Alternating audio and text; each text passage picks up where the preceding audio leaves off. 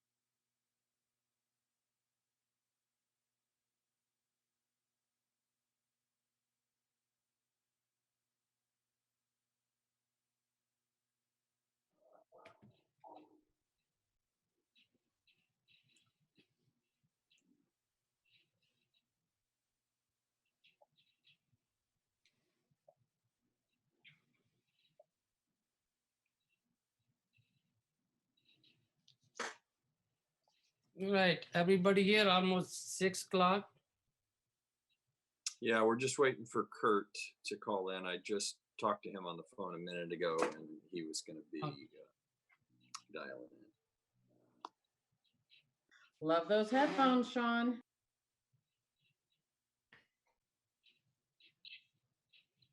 Looks like a pilot. How you doing, Sean? How's it going? Sean Farrell looks like he's gaming right now. Oh, Or he's ready to land a 747. Your mute's on.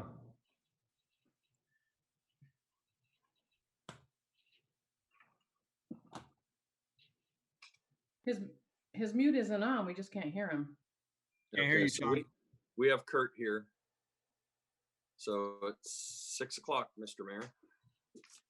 all right, good evening, everyone. Due to COVID-19 pandemic emergency, we have to handle the city meeting differently what we usually handle due to the safety of our staff, safety of the council, and safety of the public.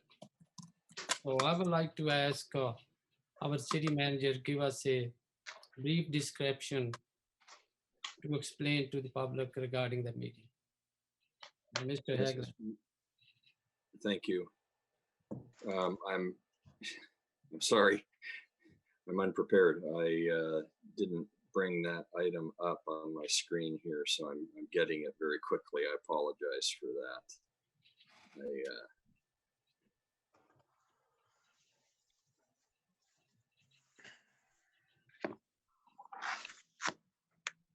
While you're waiting, can I test my sound?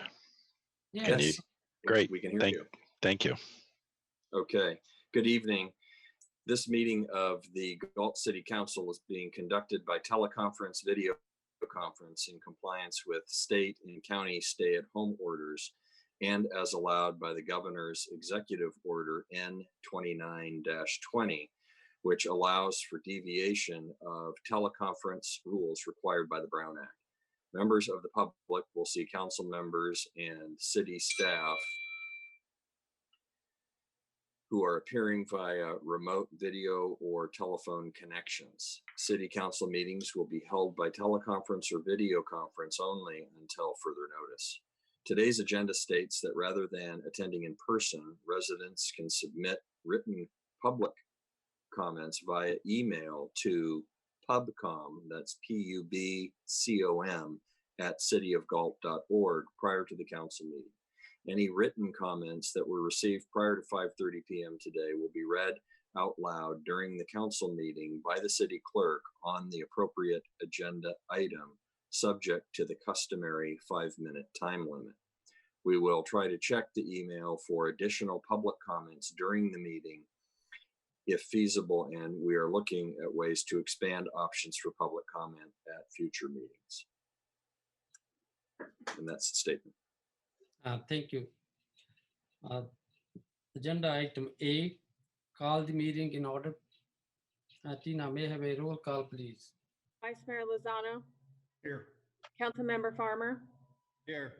Councilmember Campion, Here. Councilmember Lamson, Here. Mayor Sandu. Here. Please rise for silent prayer and flag salute.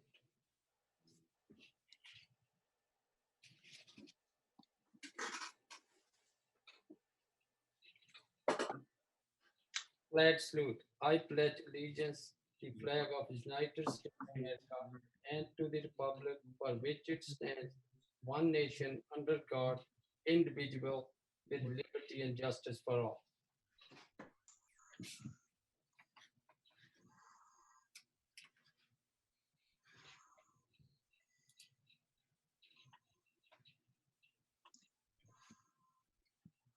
All right, Tina, may I have a replay statement, please? This meeting of the Galt City Council will be cablecast on Metro Cable 14, the local government affairs channel, on the Comcast Consolidated Communication and AT&T Uverse cable systems. The meeting is closed caption and webcast at www.metrocable.tv. Today's meeting will air Friday, May 22nd at 9 a.m. and Saturday, May 23rd at 9 a.m. A DVD copy is available for checkout from any library branch. Thank you. Next agenda item B, council, any agenda approval, addition or deletion? I am actually going to pull the minutes to revise, and we'll present them at the next city council meeting. So you're going to pull F1, right? Correct. Thank you.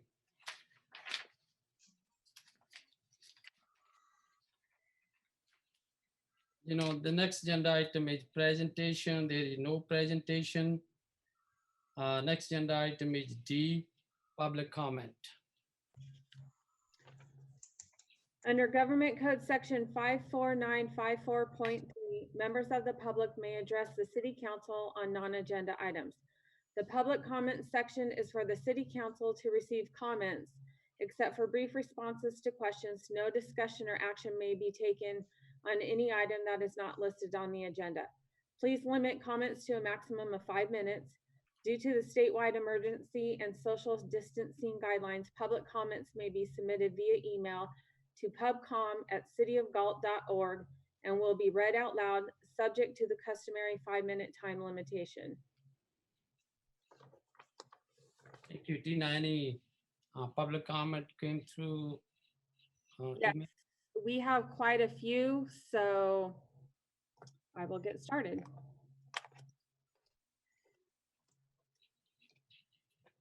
Okay, the first one is from Sharon James. Dear City of Galt leaders, we need to open Galt ASAP. We are a rural community with 13 cases and no deaths. Businesses are not getting federal assistance, and every day that goes by puts another business in jeopardy of not being able to financial recover. We will be a city with bankrupt business owners and empty buildings. You were elected to represent the people of Galt, and we are ready to open. Please listen to the people.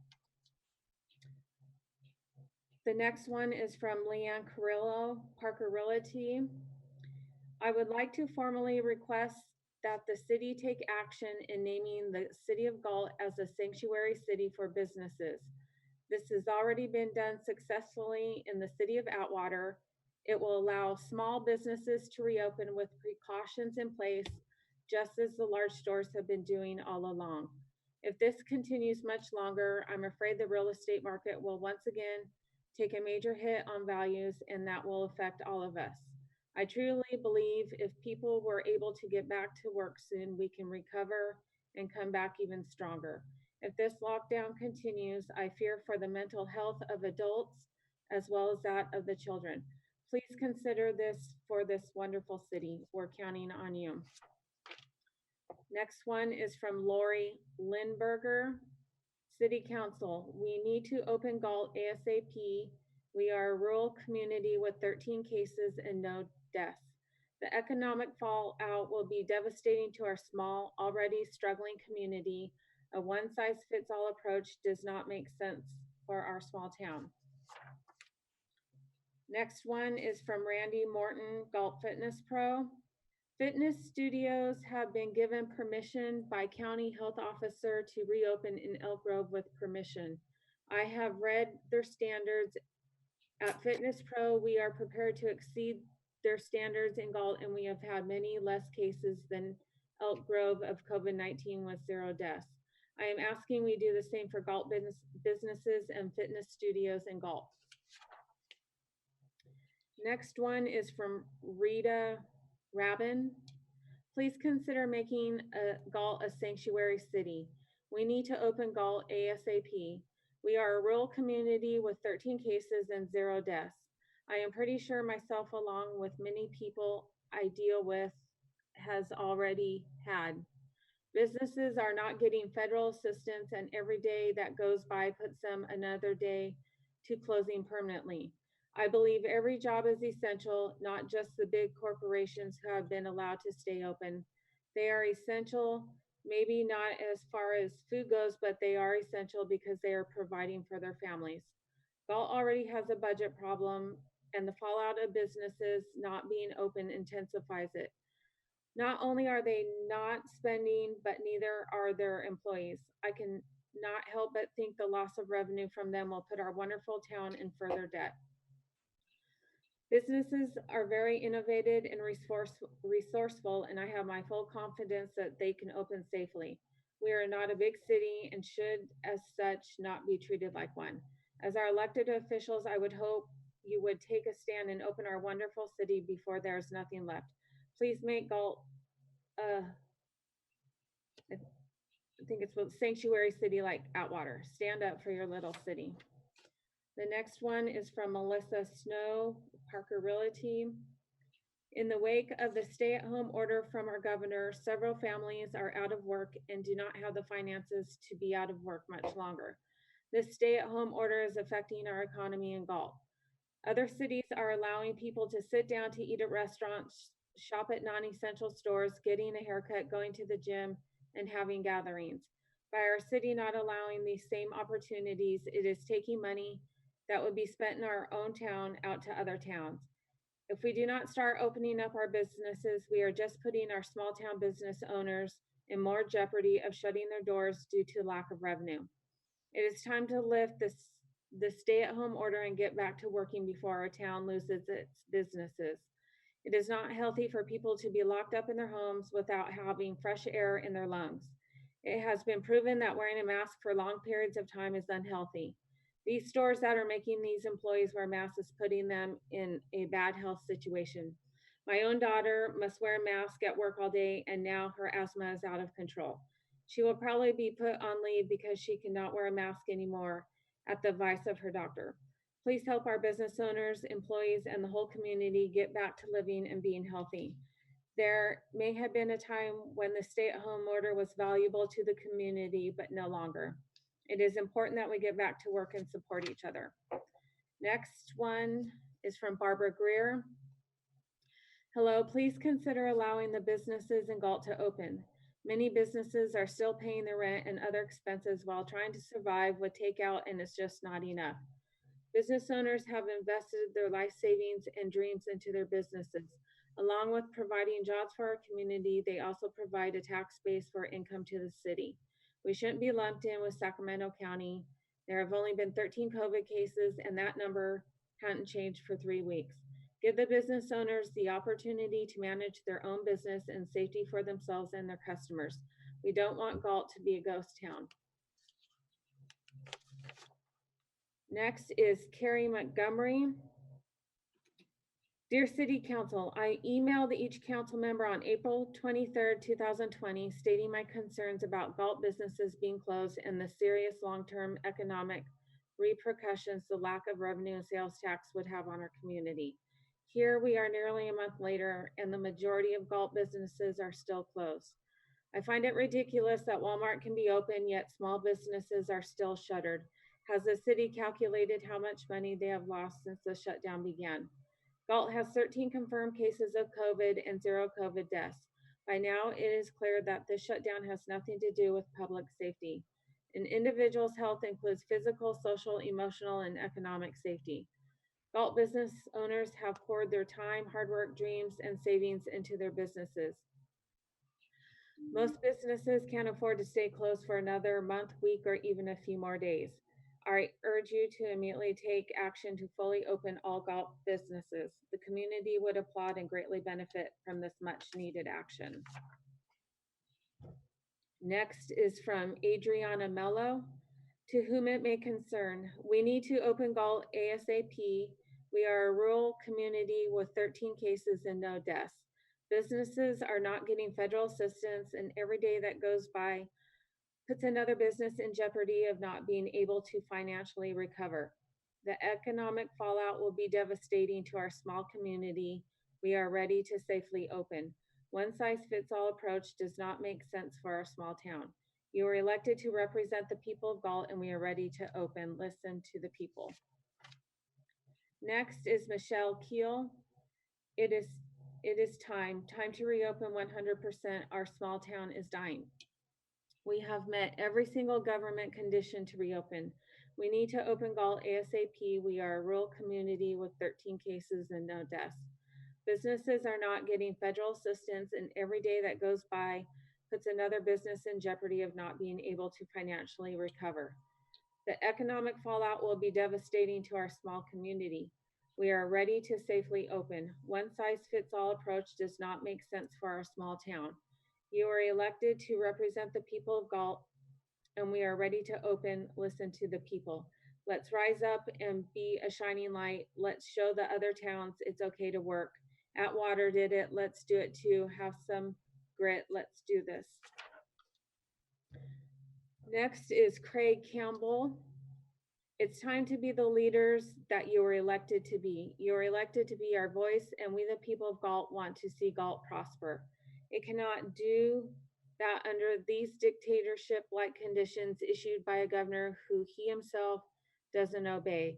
Big companies will survive, little ones, the very ones the city prides itself on, will not. It's also bigger than just a small business. Everyone that his panic has affected no, Big Brother isn't going to swoop in here with an open wallet and say, here, have some money so you can keep your business going, your family fed, and the roof over your head. It's ludicrous to even think that even if the federal government could come in with funds, that'll be anytime soon. This needs to be done at a local level for a quicker result. Don't let your failure to act result in people, your very own neighbors, lose their houses, their business, their livelihoods, or everything they've worked for. You are elected to represent the people of Galt, and we are ready to open, listen to the people. This one is from Alexandra Toledo. Please open our city for business. We have flattened the curve. Our local hospitals were not overwhelmed. We have had no COVID-19 deaths in our city. It is time to move forward. Please let our businesses open so they can stay in business and remain a part of our community. We can do so safely and save our town from losing our sales tax base and many great people. I miss the simple things in life like getting my haircut, eating at a restaurant with my family, or sitting at the park.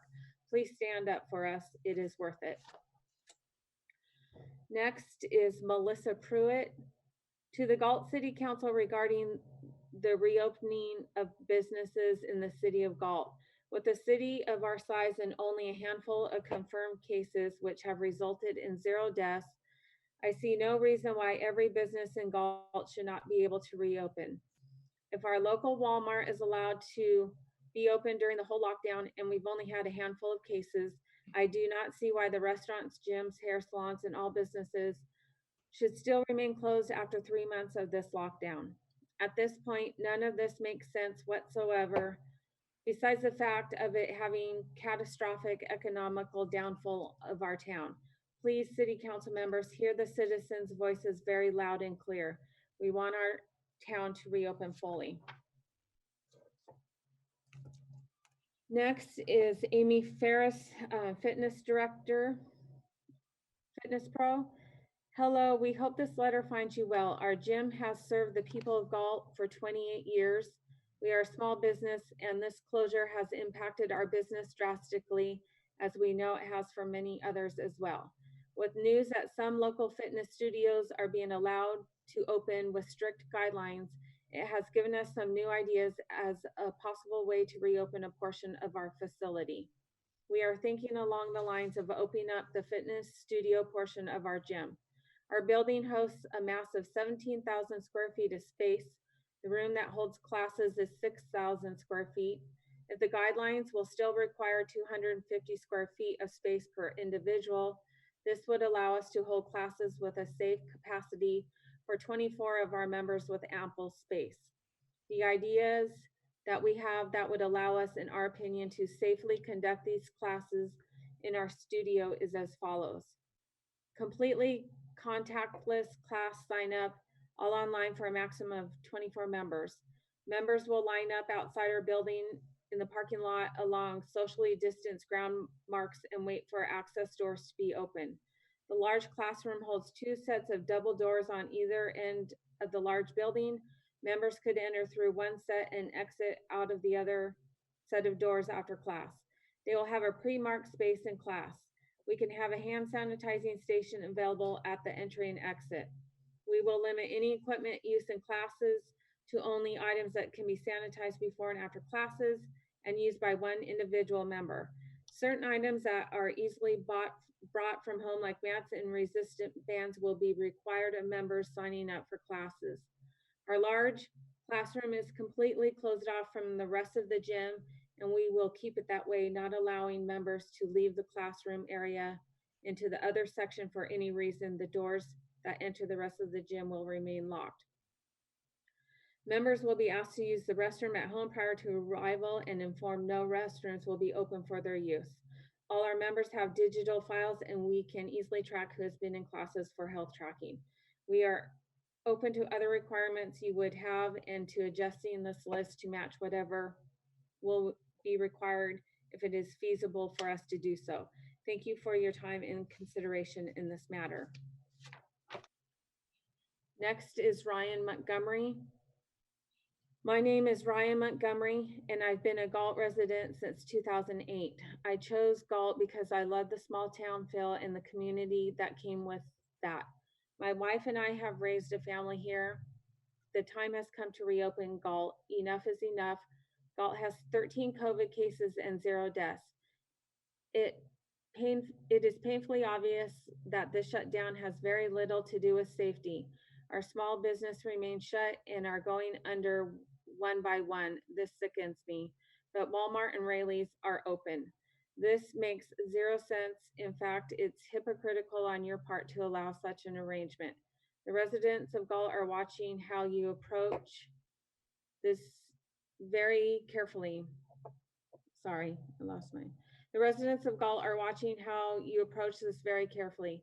I can't vote for council members that are not looking into our community and are resorting to cover my behind tactics. This time to act has come, and those that fail to do so will be remembered when it comes time to run for re-election. I will personally do all I can to see that these city council members are not re-elected. To keep Galt shut like this is irresponsible and cowardly. Your community is hurting. Show your community that you actually care. Enough cover my behind policies. Give the residents a choice. Those that want to remain indoors can do so, but those of us that don't should be allowed to do so. Open Galt now. Next is from Veronica Van Dyke. My name is Veronica Van Dyke. I am a local real estate agent and fellow citizen of Galt.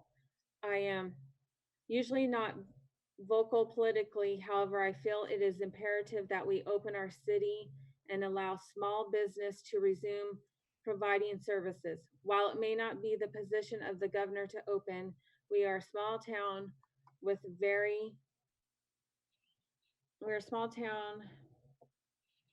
very few cases of COVID-19 and our businesses are crumbling. There is no cure, vaccine, or end in sight for this disease. It will not be eradicated or gone anytime soon. Our business cannot continue to wait in limbo, hoping for something to be done with our small population. We are very fortunate to have the businesses that we have.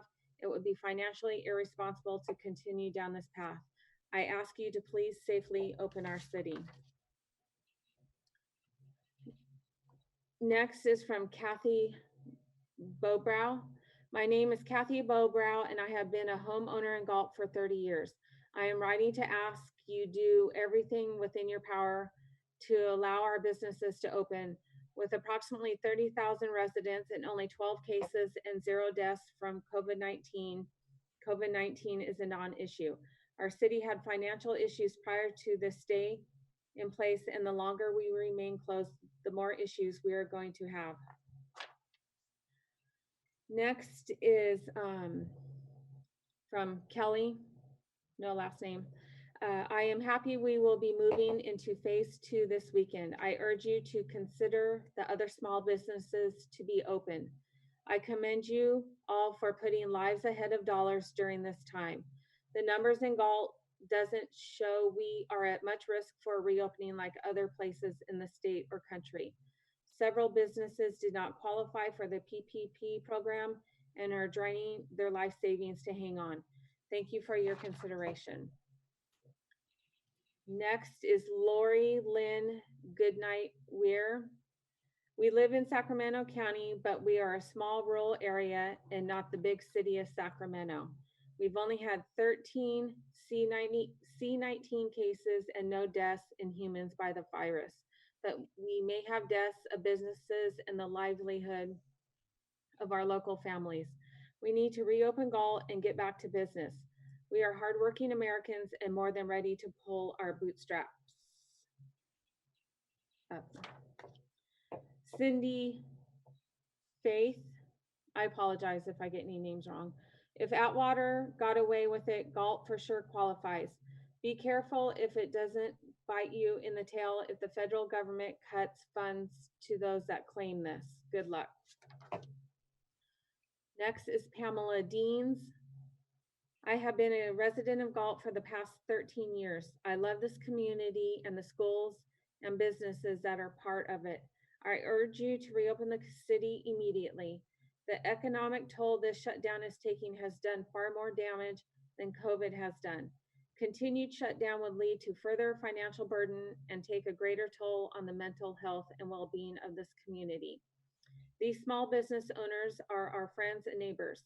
They deserve to be supported and allowed to open as they see fit. It is time for the city of Galt to stand up for its residents, hear our voices, and do what is right. I urge you to open Galt now.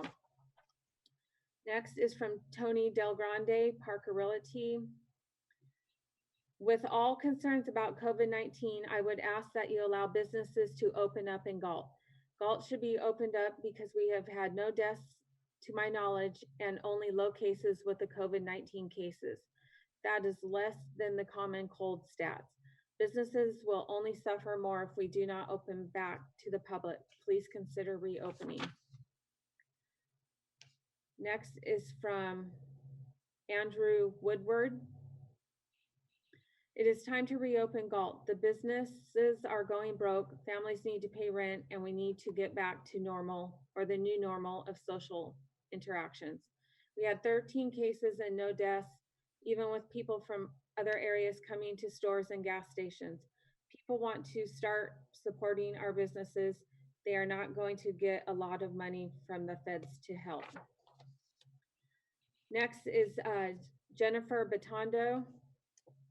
I am emailing regarding my continuing concerns about Galt businesses that are still closed and the serious long-term economic repercussions the lack of revenue and sales tax will continue to have on our rural community.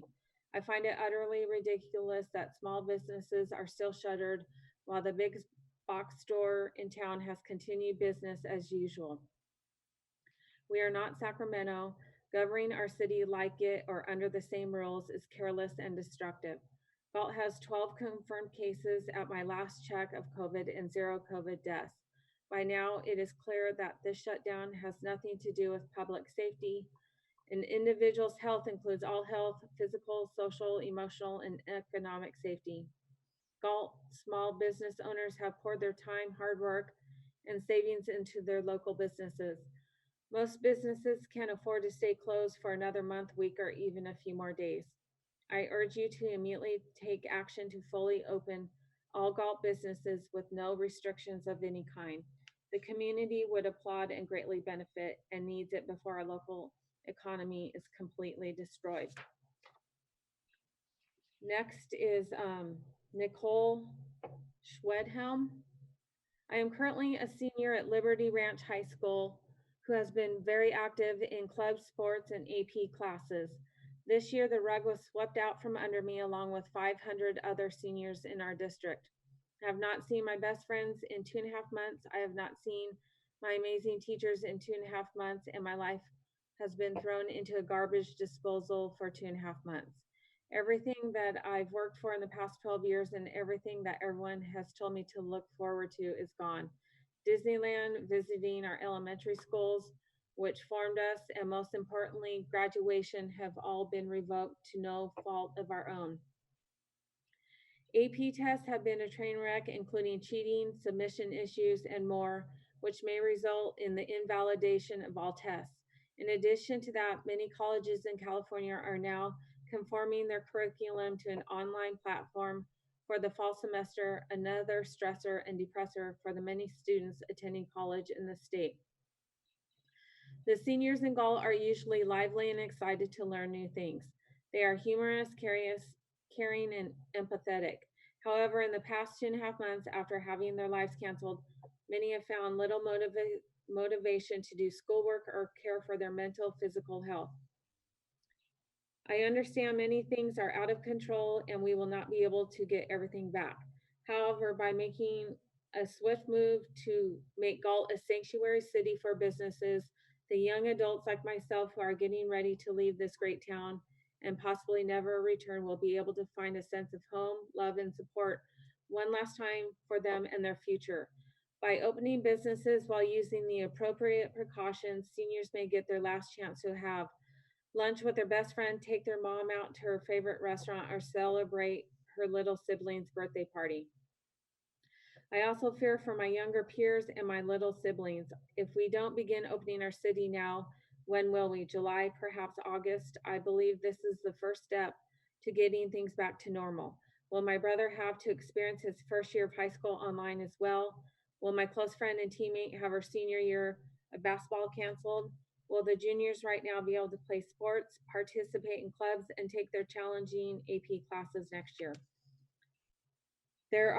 These are all questions and concerns which can be addressed by you should you choose to accept the challenge of reopening Galt as a sanctuary city.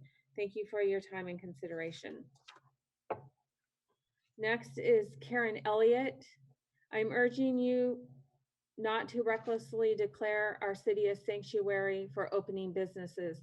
We are sandwiched between Elk Grove and Lodi. Both cities have higher rates of illness, and people will cross over the city limits if they know they can obtain services in Galt that aren't available in their cities. Remember, our closest hospital is Lodi. Do we really want to challenge that hospital's ability to care for an upsurge that could result from this? Follow the recommendations that are in place. Please do not let a few very verbal people bully you into putting the general citizenry at risk. Next is Kirk Smith, Velvet Grill and Creamery.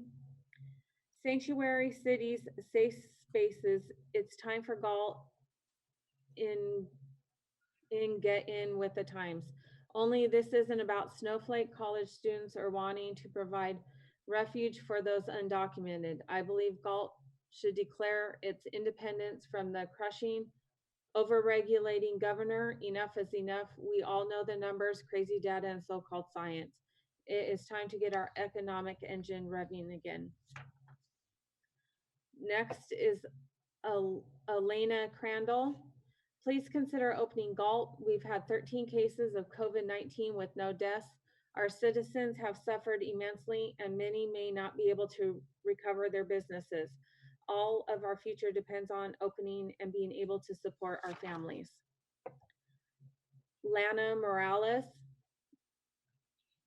We need to open Galt ASAP. We are a rural community with 13 cases and no deaths. Businesses are not getting federal assistance, and every day that goes by puts another business in jeopardy of not being able to financially recover.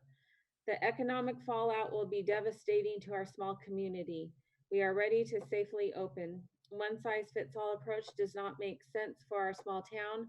You are elected to represent the people of Galt, and we are ready to open. Listen to the people.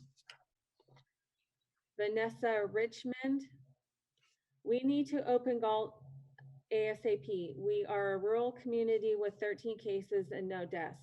Businesses are not getting federal assistance, and every day that goes by puts another business in jeopardy of not being able to financially recover. The economic fallout will be devastating to our small community. We are ready to safely open. One size fits all approach does not make sense for our small town. You were elected to represent the people of Galt, and we are ready to open. Listen to the people. Next is Jessica Elms. I hope this letter finds you well and good spirits. I am writing you today in support of you letting Fitness Pro Galt open its doors to the public, all while following the guidelines to have a safe environment for all, so we do not spread the COVID-19 and keep the curve flat. I have complete faith in Randy Morton, the owner, Amy Decker Ferris, the fitness director, and the employees of Pro Fitness Galt that they will follow the state, county, and city guidelines, that will keep ourselves 6 feet apart, that one person can have 250 square foot space, and that the facility will be sanitized and cleaned regularly like they have always done. On a personal level, the reopening of the gym would be a lifesaver for me. I suffer from depression, anxiety, and weight issues, and the only real outlet for me to help myself is going to the gym. The depression and anxiety is bad enough, but I have worked way too hard to keep the weight off and stay fit. I don't know about you, but I have spent way too many years working on myself, body, mind to lose that now. I have successfully lost over 100 pounds and would like to keep it off. I would like to not feel pain daily due to the rods, screws, and staples I have in my body from various surgeries. I know all this sounds selfish and whatnot, but this holds true for a lot of us. We use the gym to help heal our bodies and minds, and Pro Fitness Galt is a small business in a small community, and they need us and we need them. We are more than willing to follow the rules set out by the state, county, and city, just so we can have a little peace and normalcy back in our lives. I hope you really, truly consider letting us go back to the gym. We all appreciate it so very much. I hope you have a great day. Nicole Brule. My name is Nicole Brule, and I have been a Galt citizen for the last 5 years. I am so upset, worried, and saddened by the current state of things due to the coronavirus restrictions that have been unfairly put on us. In the beginning, I understood and was scared like a lot of people. Seeing how this has all played out though has replaced my anxiety with anger. I think our governor is not working with our best interests in mind, and I also feel that Galt does not need to be under the state's restrictive umbrella. With 13 cases and no death, what are we doing? How is this in Galt's best interest? I drive by shutter businesses every day, wondering to myself, will they survive this? How are they surviving? We elect officials to do what is best for the people, and somehow we are all suffering at the hands of the very people we put in office. My children have been shorted on their education, an education I pay taxes for, and next year is looking like a very scary scenario in my eyes. My kids deserve to go to school in a normal fashion. They deserve to play sports and go to gymnastics. They deserve to play on the play structures. This has all gotten way out of hand, and I urge you to please stand up for us and do what our governor is not. Put our best interests first and take care of the people you were elected to serve. Brittany Brum, Simply Be Photography. As a community member and a small business owner, I am truly concerned with the economic repercussions of closing businesses any longer in a community with 13 cases and no deaths. As I can attest to, businesses are not getting federal assistance, and the state assistance is very difficult to obtain, and most have not received any yet. Every day that goes by puts another business in jeopardy of not being able to financially recover. The city is already in economic trouble, and the fallout from this closure will be devastating to our small community. This community is responsible, and we are ready to safely open. As a small rural community, we know how to adapt and will rise to the occasion with extra precautions and self-accountability. Galt is unique because of its small town charm, and if you allow all our businesses to waste away, that charm will go with them. Reopen Galt and keep it a great American little town. Rose Levine Farmers Insurance Agency. Please consider opening businesses as soon as possible. Of course, safety first and cautions taken. I believe most of our small businesses are hurting, and this would help to save their incomes. Restaurants have been hit with a double whammy with the garbage issue and now this. Help Galt recover with 0 deaths and holding at 12 or 13 cases. We are not high risk. Thank you. Brent Harleen at BMD. We, the city of Galt, are in a pivotal point for either the economic rebuild or the downward spiral that will crush our city. We are unfortunately lumped into a rather large community that is not thinking of the small town that outline the major metropolitan city they are aiming to protect. It is essential to declare Galt a sanctuary city so that we can reopen and regain the economic momentum before it is too late. We must not hesitate and be one of the last cities to reopen. We must be a trailblazer, a pioneer in this new age of society. To prove to this world that we will rise through any crisis, we are ready to safely and securely support our small businesses. Declare Galt a sanctuary city today. Priscilla Gutierrez, we need to open Galt ASAP. We are a rural community with 13 cases and no deaths. Businesses are not getting federal assistance, and every day that goes by puts another business in jeopardy of not being able to financially recover. The economic fallout will be devastating to our small community. We are ready to safely open. One size fits all approach does not make sense for our small town. You're elected to represent the people of Galt, and we are ready to open. Listen to the people. Next is Frank Gallardo. Although I'm a former executive director of the Galt Chamber of Commerce, I am no longer authorized to speak on their behalf. The following is my personal opinion, which comes from someone who does not even live in your beautiful city, but deeply cares about it at all times. Even prior to COVID-19, the economic development in Galt faced unique challenges, with commercial garbage rates now being the highest in the area and a rooftop ratio that still doesn't quite fit most site selection models. The few Galt businesses that are left have been tasked to pay for an onslaught of unfunded state mandates. It is my understanding, I apologize if my figures are inaccurate, that Galt has had 13 cases of coronavirus and no directly attributable deaths, although there has been a large uptick in Galt suicides since the shelter-in-place orders have been implemented. A small handful of iconic Galt businesses have confidentially shared with me a Cliff Notes version of their financials. Without revealing details, I will say that if this trajectory continues for even another couple weeks, unemployment in Galt is going to increase, and it will not quickly rebound in the foreseeable future. We all realize the COVID-19 virus is not something to take lightly. Although there are multiple ways to interpret the data that even the White House's own Dr. Birx has come out recently and said cannot be trusted, we must remain vigilant of all risks to the public health, which includes the numerous societal health risks associated with record unemployment and a failing economy.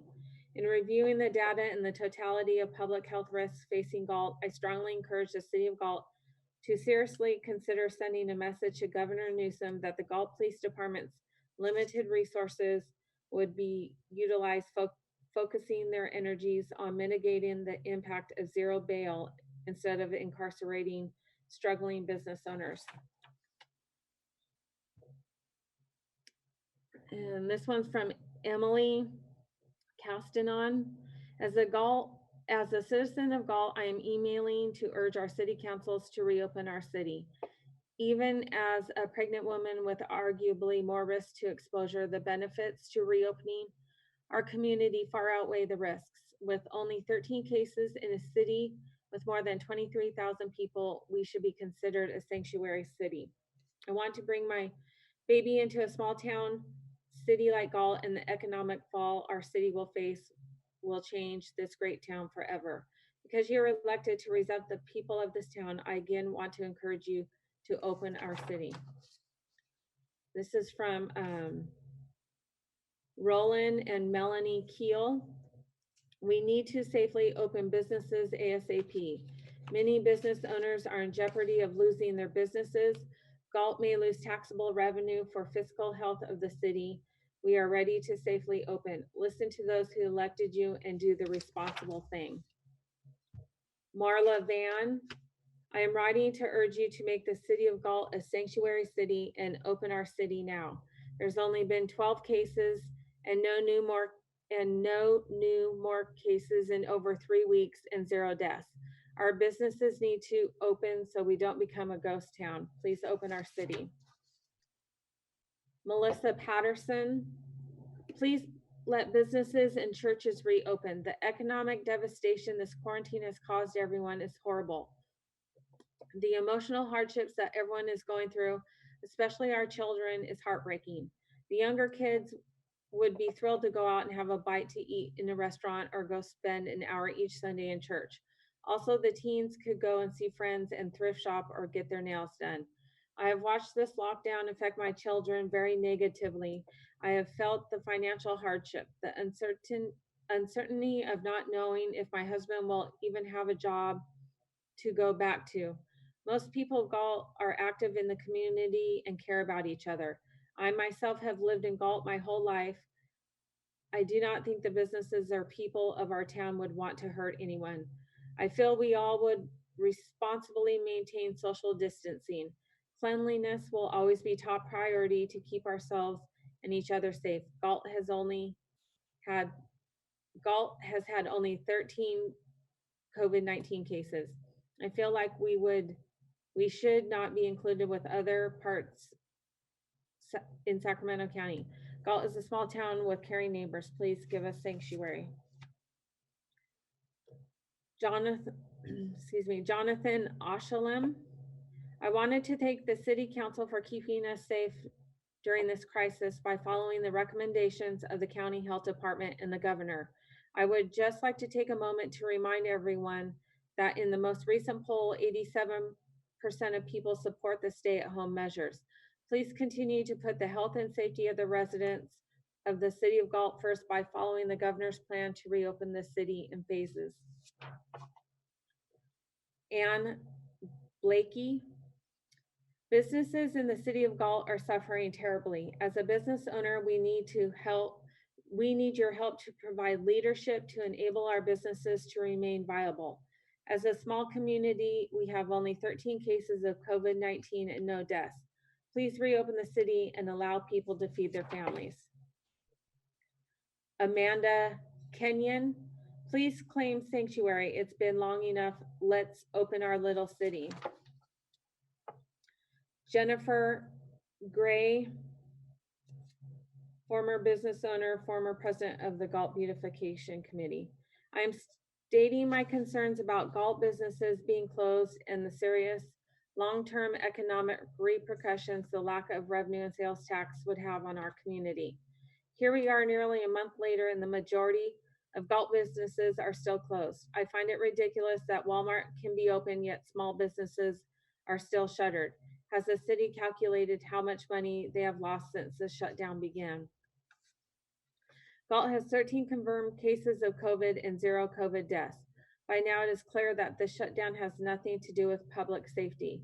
An individual's health includes physical, social, emotional, and economic safety. Galt business owners have poured their time, hard work, dreams, and savings into their businesses. Most businesses can't afford to stay closed for another month, week, or even a few more days. I urge you to immediately take action to fully open all Galt businesses and to declare Galt a sanctuary city as Merced recently did. Also, reinstate the 4th of July festivities. There is no,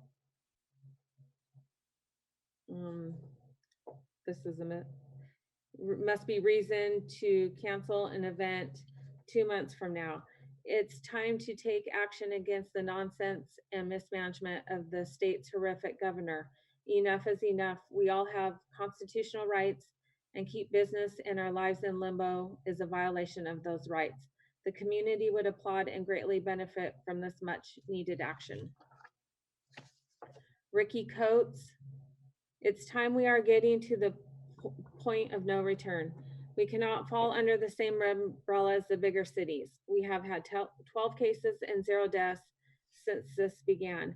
We as a town did our due diligence to help flatten the curve. It is time to get back to normal. If any little city is capable of leading the charge, it is this great American little city. Reopen Galt. Deanna Coates.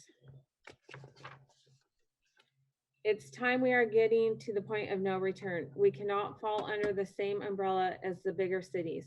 We have had 12 cases and 0 deaths since this began. We as a town did our due diligence to help flatten the curve. It is time to get back to normal. If any little city is capable of leading the charge, it is this great American little city. Tracy Cross. As you make important decisions regarding our local businesses, please consider these points. I am sending them in agreement with local business owners. We need to open Galt ASAP. We are a rural community with 13 cases and no deaths. Businesses are not getting federal assistance, and every day that goes by puts another business in jeopardy of not being able to financially recover. The economic fallout will be devastating to our small community. We are ready to safely open. One size fits all approach does not make sense for our small town. You are elected to represent the people of Galt, and we are ready to open. Listen to the people. Deanne Ramirez. I think we need to push for distancing from the county requirements for reopening. The city is far below the required metrics for reopening. Laura Blakey. Galt is a very small community with only 13 cases of COVID-19. The lockdown is doing irreparable damage to the local businesses. As a small business owner, we respectfully request that the city of Galt open up for business and let us feed our families. We need your leadership at this critical moment. Rebecca Weaver. Please strongly consider allowing our businesses to reopen. No one is forcing people to leave their homes to patronize our Galt businesses. Galt can reduce its exposure by allowing more people to stay local while saving the few small businesses we do have. Increasing the number of shops and services available only makes social distancing easier. Our businesses have only just figured out how to survive the new garbage rate hikes, and now they've sustained a months-long shutdown. If we want any hope of a thriving small town city with a robust Parks and Rec offering, we must give our businesses a chance to resurrect themselves before it's too late. Those among us not vulnerable are lucky, but they will take their business somewhere else. Why not let our townspeople manage the best way to keep our community safe versus counting on the people in neighboring communities to do it for us? If we're honest, we know not everyone will be staying home just because we made our Galt businesses stay closed. They will simply all go to the same big box stores and restaurants in other cities and mingle with hundreds of thousands more people. Let Galt provide its people with a sanctuary by declaring our city a sanctuary for business. Stand up for our future and make us proud to be citizens of this great American small town. Lindsay Naramore. One size fits all approach does not make sense for our small town. It's time to open Galt. Stan Toscano, owner of the Iron Dragon. We urge the powers to be to immediately reopen the Galt business community. This is a hardship that may be very difficult to ever recover from. We can't afford to be financially burdened for another month, week, or days. The economic fallout is devastating to our small community. Most of our businesses will do everything possible to ensure the health and well-being of our community. Michael Blakey. As a small business owner in Galt, we are being seriously affected by the shutdown. It is doing irreparable damage to our community and our business. Please open the community and let us feed our families. It is doing irreparable damage to our community and our businesses. Please open the community and let us feed our families. Okay, next one is from Rochelle Herendine. State Farm Insurance. I'm gonna get a drink real quick, I'm sorry. Dear members of the Galt City Council, on behalf of the Galt District Chamber of Commerce Executive Board, I would like to thank the Galt City Council and city staff for their efforts in communicating Galt's volatile business climate due to the coronavirus to Sacramento County officials. I found the letter proposed by the city manager to be professional and concise, and was proud to add my signature on the correspondence sent to the county. However, as you know, it appears that our plea for help has gone unheard, and we need to continue our joint effort to quickly reopen Galt. We must continue to keep the Galt area relevant in the minds of officials at the county level and let them know that Galt is ready to move beyond phase 2B, which is what the rest of the county will begin at the end of the week. As it stands today, Galt has only 13 positive cases identified, none which have resulted in death. Even with state and federal assistance, many of Galt's small businesses will not be able to survive without immediate steps to normalcy soon. In a recent survey sent to our members, 61% of those responding have seen 11 to 75% drop in revenues. 18% have seen more than a 76% drop. 30% have had to lay off employees. 45% have had to cut employee hours. When asked about recovery, 30% said it would take between 7 to 12 months. 14% said they may not financially recover without significant aid. As you know, the first round of stimulus funds was insufficient, forcing small businesses to fight larger enterprises, often losing that battle. According to our survey, over 50% of our responders have applied for PPP loans, economic income disaster loans, SBA loans, unemployment, and grants, but have yet to see funds arrive. These are significant numbers and concerns for our small town of Galt. The longer business hands are tied by restrictions, the worse the economic fallout will be and has the potential to shutter our town. Although legislation to help mitigate financial loss for states has passed through the House, chances are that the Senate will not pass the stimulus package. It could be months for the federal government to come to an agreement. At best, Galt will see minimal help from any of these efforts. In the meantime, Galt has business owners contemplating shutting their doors for good, hoping they can make payroll or wondering who is the next employee to lay off. In years past, the city council has recognized the needs for an economic task force, and I submit that the businesses are desperate for leadership at both the city and chamber levels to step forward together to find solutions now. I propose the establishment of an economic recovery commission where the city and chamber can work united to help local businesses recover from this economic disaster. We need your strong leadership now. Galt businesses cannot wait. Let's work together to come up with creative solutions that help our businesses now. Miguel Cordova. Sanctuary is defined as a place of refuge or safety. What the Chamber of Commerce is calling for is anything but a sanctuary. What is even more insulting is when they steal the true meaning of a sanctuary city for their own gain. What they are asking for puts our kids at risk, our elderly at risk, our hardworking, essential working community further at risk. And for what, for whom? To side with Chamber and to support Galt opening up is so against the county and its best guidance for our community. As a county, we are on track to opening up soon. I still believe too early, but the trajectory is that we will open up soon. To listen to those guided by money instead of those guided by science and with an interest in the members of our community would be irresponsible. Why act now? Why not wait? Truth is that you have many small businesses that are opened and are supported. The town has not shut down, but not all businesses are essential at this time, and it is safer for us all to not encourage people to put themselves at risk.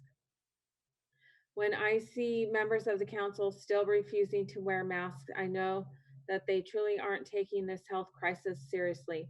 Please listen to the members of this community that respect the true impact of this crisis. Richard Mays, it is an honor to speak before you and address serious concerns regarding the viability of Galt's local small business community, the heart and soul of this town. I would like to address the members tonight and offer important common sense solutions to helping our small business community not just open for monetary gain, but to do so responsibly and safely. After all, money means nothing if your health is failing, and I do not believe that COVID-19 pandemic is a hoax or just as common as the flu or asthma. I believe it is a vicious, serious virus capable, if not treated with due respect and an abundance of caution, can spell disaster for all of us locally, our country, and the world. I know we can open our city responsibly and safely if all businesses commit to doing their due diligence and taking the strongest of protocols and safety measures to ensure not only their own safety, but that of our family and community. My wife and I are salon owners here, and we know our salon, as well as our colleagues, have the ability to implement social distancing, disinfecting protocols, and schedule management to ensure the safety of all while thriving in an already damaged economy. Please allow me to share more prudent and sensible ideas, not just for our industry, but all industries in Galt, so we can thrive together, protect each other, and continue to care for our families and community safely and economically. Sandy Mello, we need to open our businesses. We are a small town and our businesses depend on us to live. We have to shut down, and yet our city, we still have to pay our utilities, water, garbage, etc. People who own stores depend on us to go shopping, and we are all family-owned stores and restaurants. Let them back to having the open sign again. It is no different from Walmart, Save Mart, and CVS. Every day when I go to these stores, nobody is social distancing. We are all exposed to this COVID. I look at it this way: you don't feel comfortable leaving your house, stay home. But let everyone else who wants to continue to live do it. I want to get my nails done and haircut. I want to sit and eat at Taco Bell. Let us live because we got one life to live with faith in our God. COVID is no match for him. I want to go to church and visit him also. Let us reopen. I think it's ridiculous how we are handling this. We can't go inside a store, but I can hang out at Walmart. Open up Galt. Kristen Crudup, I have been a member of Fitness Pro for 23 long years. In those years, I have gone through huge life changes and growth. I suffered from serious eating disorders, medication, and counseling. The thing that had gotten me through those tough years were my healthy replacement of the gym. Since that learned alternative, I became a regular at the gym. I worked out up until the day I had all three of my sons. I love the fact that they can see and be a part of such healthy and positive lifestyle that Fitness Pro, its members, and staff bring. Our small community thrives on these positive outlets. During this time, more than any, I require this healthy outlet physically and mentally. The gym is more for my sanity, not my vanity. Please consider all members and possibilities of opening. And that is it for now. Tina, thank you. Tina, how many public comment we have so far, Judy?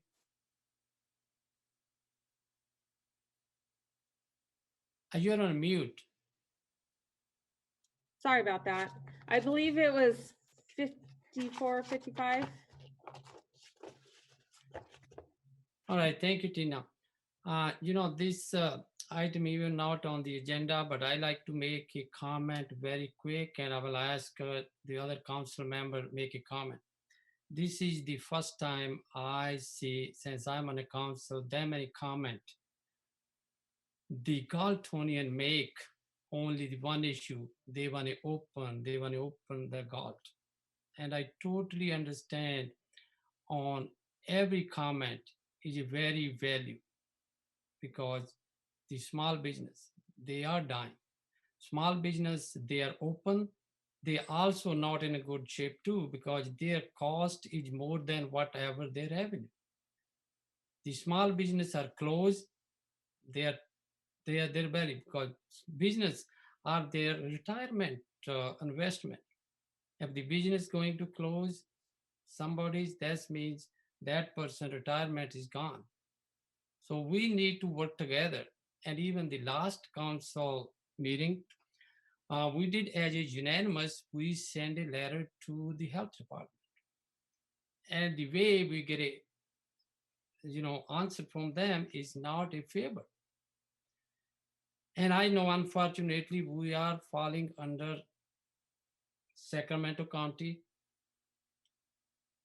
and we need to, as a body, as myself or all my other council members, let's make a decision. Let's what we can do and get an idea from the city manager how we can open that city of God. Is everybody sitting home and then people are good? I totally understand. I was elected to listen these people. When I was need these my votes, I went to their house.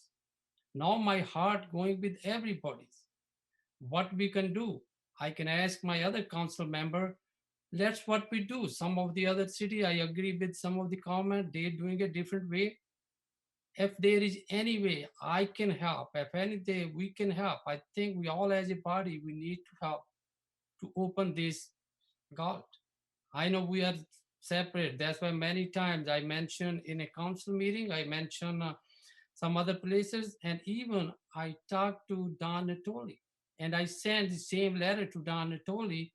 We are separate. We are a little bit different than the city of Sacramento. We have only 13 cases and no death.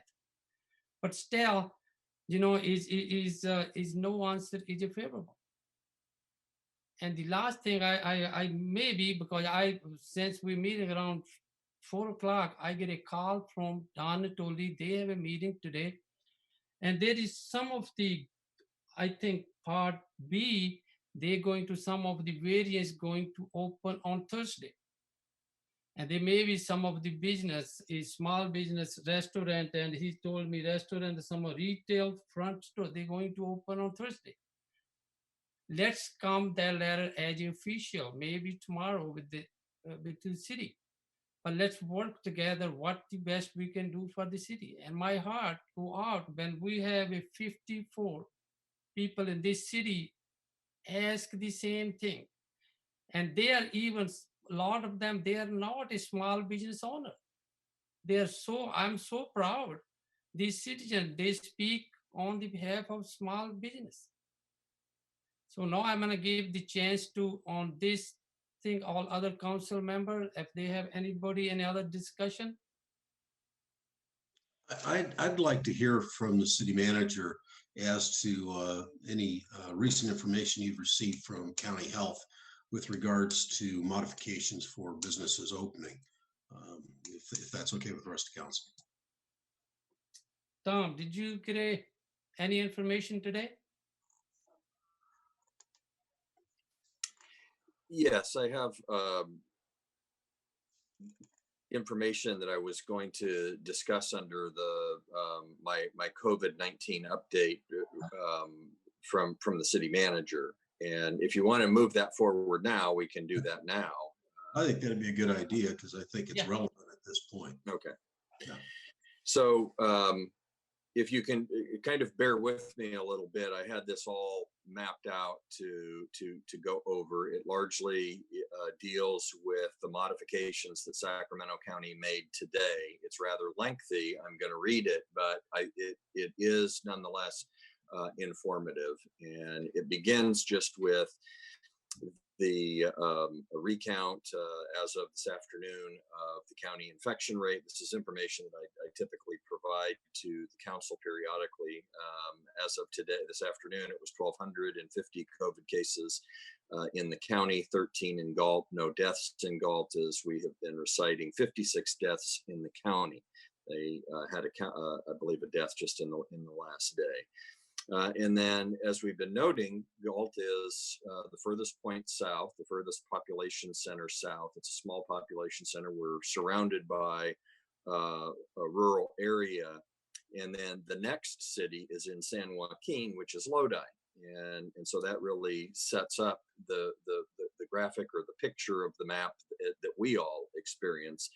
In San Joaquin County, their infection rate is 709 as of this afternoon and 33 deaths. And so the county As you will recall, at your last meeting, the city council asked me to send a letter to the county health officer setting forth certain of the conditions that we experience in Galt, where we're at in relation to the greater whole of the county, and asking for them to provide us with a more expedited path towards reopening businesses. And as I shared with the council at the very meeting that we had, so that was I can't recall, May 5th, maybe. And so on May 5th, earlier in the day, we had asked the county health officer that very question.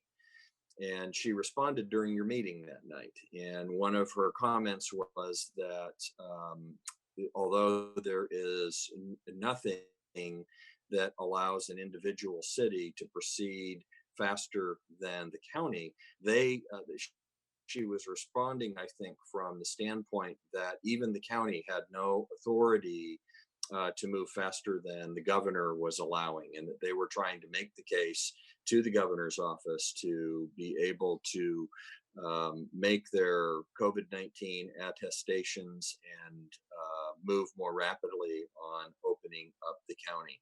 Well, she, following the letters that were sent on behalf of the council, signed by the mayor, sent on behalf of the council, and then the letter that was sent to the joint letter between the city and the Chamber of Commerce that Rochelle Herendeen and I signed, the health officer did again indicate that they would work with us, but that they first had to get even their own permission from the state to move forward in the manner in which they desire. So today, what happened was following consultations with the governor's office, following the governor's statement on Monday that he was modifying the criteria.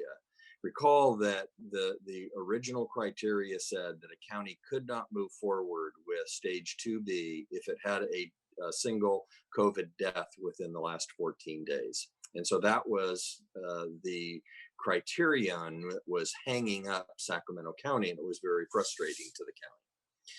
And so following the governor's changing of the criteria, Sacramento County made the attestations today. The Board of Supervisors considered those. The Board of Supervisors adopted those. And the Board of Supervisors heard from the county health officer and county health director relative to how Sacramento County would then begin to move through stage part B of tier 2 of the California Resilience Roadmap, which is reopening. And so what Sacramento County is saying is that they've been given the go-ahead to move further into stage 2 of the roadmap.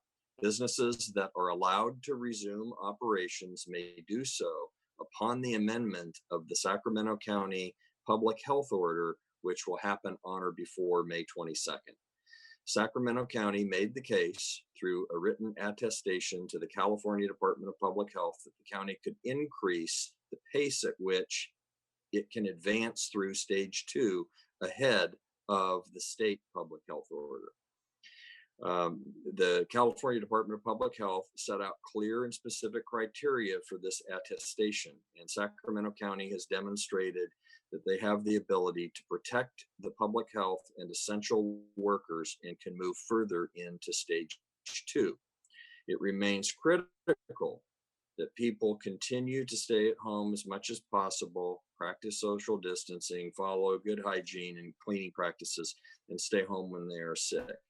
The county's reopening plan differs slightly from the state resilience roadmap in Sacramento County. And so here's how it's different.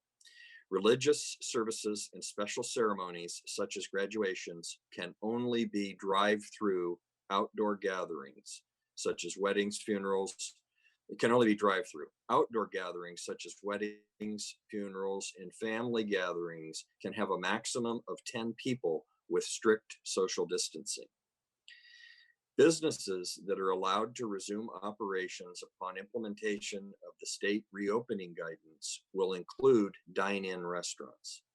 The California Department of Public Health has prepared guidance and checklist documents to create safer environments for workers and customers. Other reopening categories include small offices may reopen when telework is not available. Childcare, daycare, and family daycare can reopen. Outdoor gyms can reopen. Outdoor museums, outdoor art galleries, and outdoor theaters can reopen. Resumption of full public transportation can reopen, I guess. Micro enterprise retail storefront, which means 10 employees or less, may reopen. Each category or sector should implement strict social distancing, personal protective equipment, and face coverings as appropriate. And then they ask that businesses read the Sacramento County guidance by venue and category. Read the statewide industry-specific guidance to reduce risk.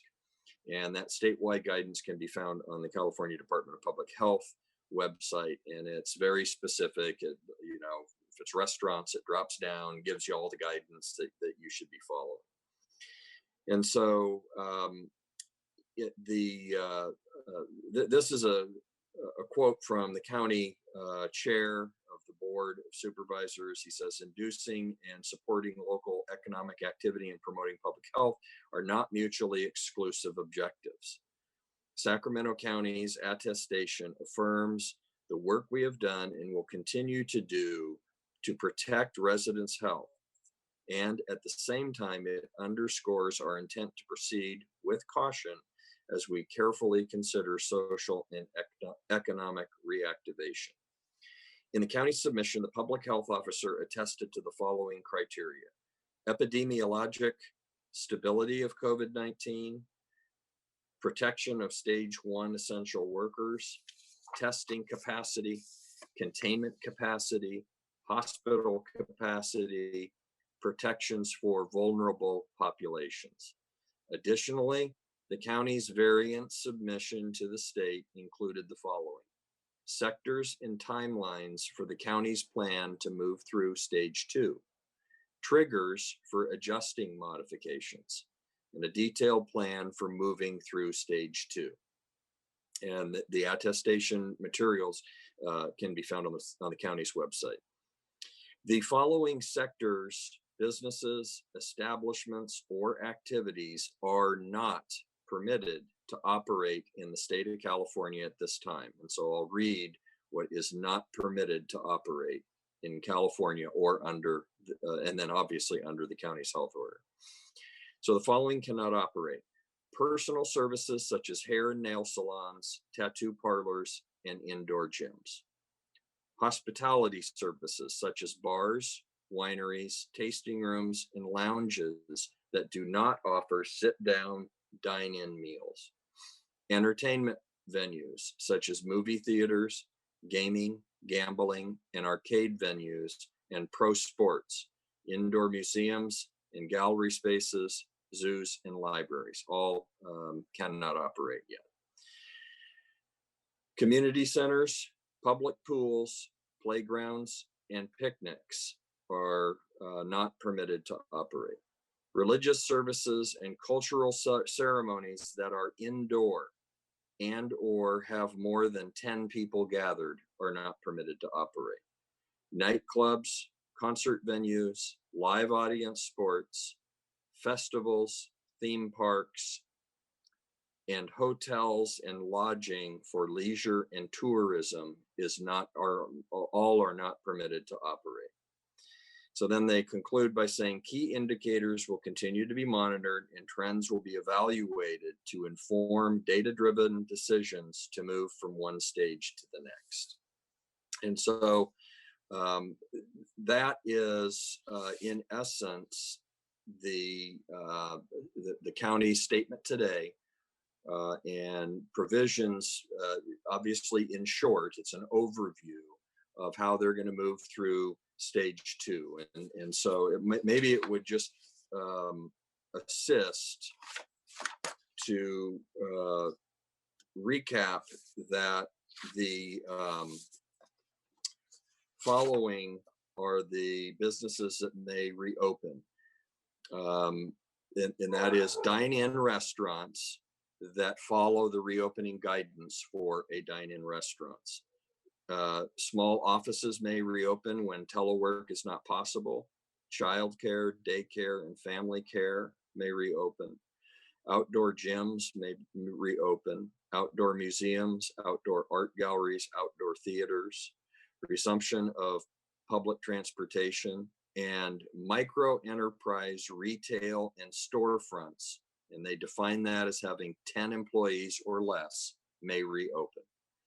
And so again, may reopen so long as they follow the particular social distancing guidance as prescribed by the county, and in cases where there may be food or beverage served by they follow any particular prescriptions by the county there. And so that's the recent news out of the county. I have other things associated with my COVID-19 update, but I think that gets to Councilmember Campion's question on what was new out of the county today. So the health order we anticipate will be revised by Thursday, but not later than Friday. And it will provide some new, I think, new language, more specificity than is here. But I think they're trying to broadly move through stage 2B at this time and have that happen tomorrow or Thursday or Friday from the information that I received. And I did receive some information directly from the County Department of Public Health that indicates that they are aware of, they continue to be aware of our particular concerns in Galt. And so what we are going to be doing as a staff is continue, as that new health order comes out, working with the county to make sure that we have as robust an implementation of that locally as we can. The county, mind you, is still governed by the state of California health order. They can't go beyond that health order, but they can be more restrictive if they determine that they need to be. And there are a couple areas, the religious services areas and the drive-through graduations are an area where Sacramento County, at least based on the information they put out today, is being more restrictive than the state. Thank you, Tom. Thank you, Tom. Any other council member want any discussion, any comment, or any questions? I'd like to make a comment. Actually, a few comments. So what I would like to say, although it might sound like really good news that we're moving into 2B, I've seen the guidelines. I've read them very thoroughly. It's very lengthy. It's very long. Basically, to say that you're letting dine-in restaurants start to open up is basically like telling a race car driver he can start driving again, but he can only do it with 3 wheels. I mean, you're talking about restrictions that I don't see some of the restaurants here in town being able to still function.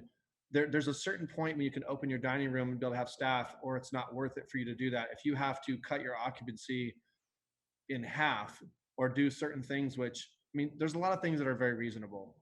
There's a lot of things that make common sense, a lot of things that a lot of these businesses already do as far as sanitation and things like that. And I don't disagree with any of those, but there's a lot of things that are just simply seem a little bit overkill. And it's basically creating an enormous amount of red tape for these businesses. So although we are, it sounds like a good thing, like I feel like the governor just kind of threw us a bone right now, and maybe under the pressure of cities asking, or maybe not. I feel that's why. But you can't, I mean, the bigger picture here is that this doesn't address the inconsistencies. I mean, you can go to Walmart and have 100 people in there you don't even know, but yet the county still feels that 100 people of a church congregation who all know each other are not responsible enough to come up with social distancing guidelines in their congregation so they can practice religion. Freedom of religion, I would mind you, that's in our Constitution. I mean, I just want to throw that out there. You could say, well, it's a big gathering, but we've all been to the big box stores. I think most of us have. We've all seen the amount of people that are in these places. Libraries libraries is not on the list still, so we can't open a library. I mean, you can go into a small retail store that has 10 or less employees, but you can't go to the library. I serve on the library board. I can tell you the devastating effects that this is having. Libraries are not open. The inconsistencies are ridiculous. We have a lot of small businesses in Galt that fall into those categories that aren't even being considered till phase 3 or further. Like the hair salons. We have a lot of hair salons in Galt. We have a lot of barbers. We have the gym that we had some people writing about public comment. These people are not even allowed to make concessions of social distancing. I mean, obviously the gym owner, he was saying, look, I have 17,000 square feet. I can do this and that to whatever. They're not even being given those options. And these are things that have to do with people's health. I mean, we're talking about health. We're talking about hygiene, getting your hair cut. We're talking about health, fitness, that type of thing. And so it's frustrating for me that although it might seem like a little victory that we're allowed to move into to 2B, we have our own county that is actually coming back a little bit and saying, well, we're not going to let you do everything the governor's going to do. We're going to actually back up a little bit on that. And, if you want to get married, you can do it with 10 or less people, but, I can go to Home Depot with 150 people in there and walk around. And I'm not exaggerating that. I've been there. I can tell you, it looks like Black Friday in these places sometimes. And nobody's policing that. But our small businesses are being criminalized because they want to earn a living. Mr. and Mrs. Smith, who own the barber shop, this is their only livelihood. And they're told you can't cut hair because it's not safe that you sit with one client and cut their hair. Or a nail person who, as anybody that's been in a nail salon knows the amount of sanitary practices that they use. They use masks, because of the chemicals and all of that. And they're not even allowed to do that. They're basically saying, no, you can't, because there's just too high of a risk there. So for a city like Galt, where you have a lot of small businesses that fall into those categories, yeah, it's great that a couple dine-in restaurants can operate at half capacity if they do this and 100 of the things they have to do, which believe me, it's a lot. That's great for those people, but it's still not going to make a difference. It's not going to save some of those businesses. It's just not. We all saw the stats from the Chamber of Commerce. We saw those numbers. In our own staff report, in the item coming up in a little bit in our meeting, it even states that the International Council of Shopping Centers estimates that 40 to 50% of independently owned restaurants and hotels will not survive this. 40 to 50%. You can't even use hotels. It said you can't use hotels for travel and leisure. What difference does it make if you're traveling and you stay in a hotel room? If the whole hotel is full and all people are in their own rooms, how is that unsafe compared to going to a big department store? I don't agree with the inconsistencies. I think it's unfair. My problem here is I feel like we're being strung along, and we're being ignored. And although the city is, and the chamber have been working together, and we're trying to do some things where we're writing letters and we're appealing to our supervisors. I've been on the phone with our supervisors. I've been on the phone with lots of people this week, and it just seems like we're just making no headway. We're still at the mercy of an order that basically, was put into effect in the beginning to flatten the curve. We made sacrifices in this community to help flatten that curve, and we made those sacrifices. It was hard, and now the goalpost keeps getting moved along, and that is just playing with people's livelihoods. I want to make one last little quick statement here. I'm going to let one of my other council members say something, but my duty as an elected official is to represent the health and welfare of our citizens. And I don't mean health just pertaining to a potential virus. Health is defined as the state of complete physical, mental, and social well-being, and not merely the absence of disease or infirmity. So it's widely understood that health does not just pertain to physical illness. So it's our duty to look after the mental health, spiritual health, and the social well-being of our citizens. And as far as welfare, welfare is defined as health, happiness, and fortunes of a person or group. These shelter orders and mandates are just simply having an unhealthy effect on us. They're having effect on our mental, our social well-being, and it's trickling down into the welfare of our community, the welfare of our city. It's having catastrophic effects on the city's finances, and thus in turn having an impact for us to provide core services, and it will have an impact going forward to possibly have an impact on police services. All of that has to do with the welfare. So these mandates are set to protect the health and welfare, but yet they're actually doing the opposite in many respects. So I'm going to let somebody else have the floor on this right now, but those are some statements I want to put out there so far.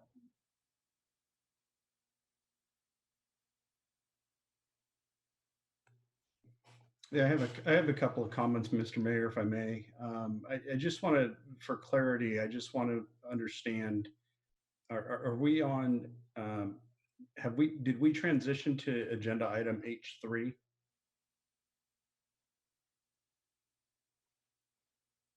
Or do we know? That's as I understand it, that we pulled Okay. the COVID-19 item forward because it was in proximity to the public comment, which was entirely related to the matter. Okay, excellent. I just want to make sure that we're all on the same page and on the same agenda item. Harriet, do you have something to say? You look like you do. You're on mute still. Sorry, I was just checking one of my things on the bottom. Sorry to interrupt. Okay, no problem at all. I want to say this.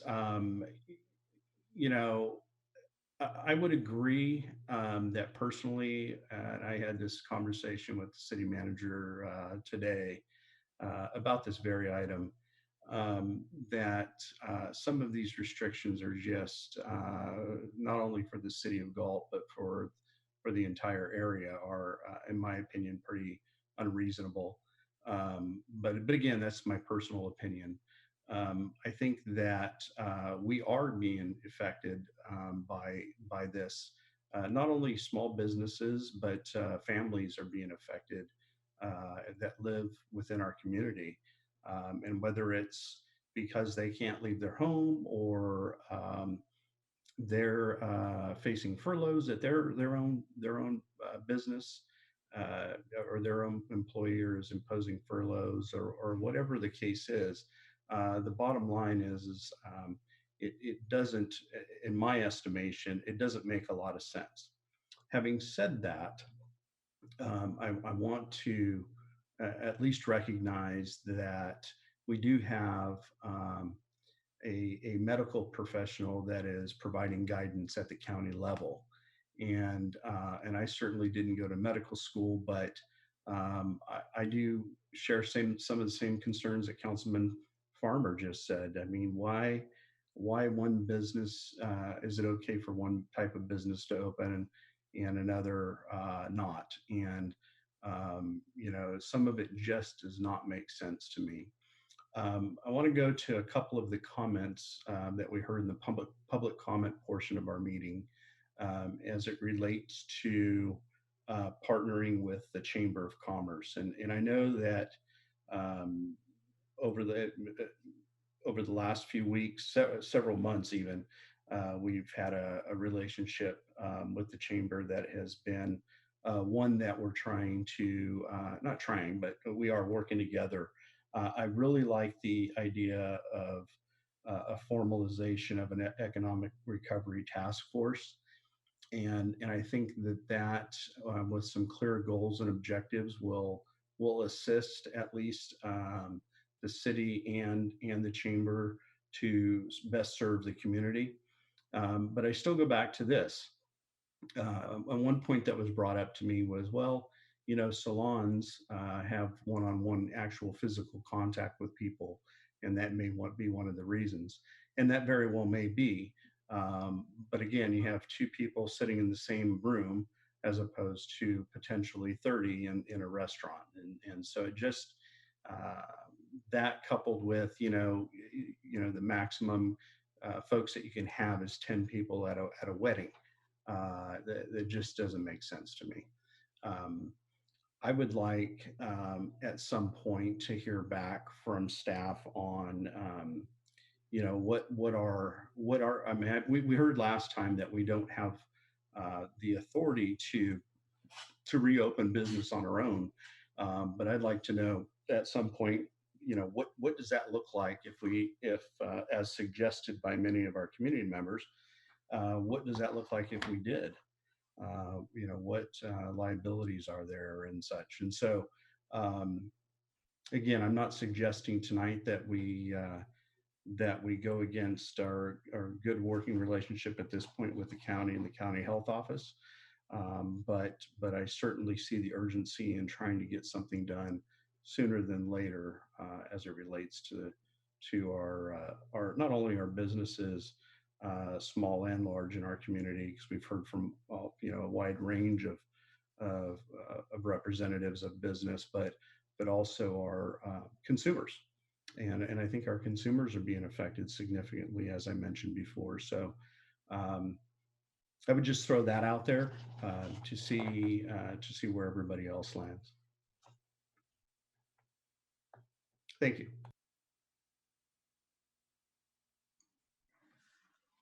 Thank you. It was kind of encouraging to hear that we could get not gyms, but fitness studios open. Some of the regulations, 250 square feet space per person. I was trying to figure that out, and I think it's almost 2 of my bedrooms, smaller bedrooms. So it is quite a large space, but I'm hoping we can work with the gym to expedite that, but it has to be through the county health office because I was reading up on it. So that would be awesome. I was also looking, not quite understanding the definition of what the sanctuary city would mean. In Atwater, anyone with a state license is probably going to lose that license, and that would be a hairdresser, a liquor license, anybody else that has nail license, that kind of thing. So I do want to say I really appreciate all the time staff has put in hours and hours trying to expedite just for Galt and letting them know that we are an island and fighting for that. I hope everybody out there realizes that, because we are trying to let them know we're not like Elk Grove and Sacramento, that we are a smaller city with hardly any breakout. And like Councilmember Farmer and Lozano said, it's very confusing, some of the regulations. We don't know where they come from, why they're so inconsistent, and it's very frustrating. Moving to level 2 is encouraging. That was great news. I'm really glad for that. So we have to really consider everything. And Paul, I know you said that all 54 comments were for opening up. I want to make sure we understand that all the public comment, there were a few, not as many, obviously, that were against and very concerned. So we have to represent and hear all that. So I want them to know we did hear that too. But I'm hoping we can get moving, and I appreciate staff working with that and working with the chamber. I appreciate them sending the letters and working with Supervisor Natoli and everybody. And we work together. Hopefully we can get this taken care of. Thank you. I'll be short. I recognize the difficulties this has posed on all of the small businesses, and that's not just Galt; it is the entire state of California. So I have very much empathy for those business owners. At the same time, echoing comments by Councilmember Lozano, we are not medical professionals. We are not in a position to determine what is best medically for this community. And I think to that extent, we have little choice but to rely on those experts, i.e. the county at the state, although we may be in disagreement. I think that in order to legitimately and with a clear path achieve the ultimate goal, which is complete reopening.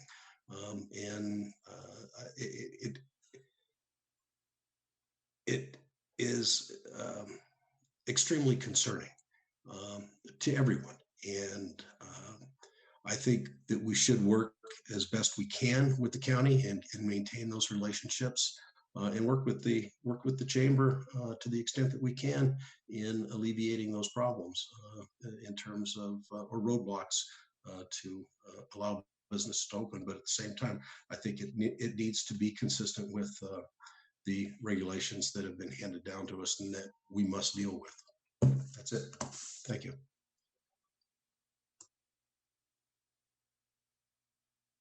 I'd like to add one more thing, just to comment back what Rich and Kurt said and Paige.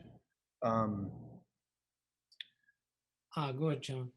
You know, it's, you know, one thing keeps jumping out at me, you know, and I have good friends that have businesses here in town. The same thing, you know, 60% based on the chamber survey. So this is a factual, you know, piece of data that's gathered.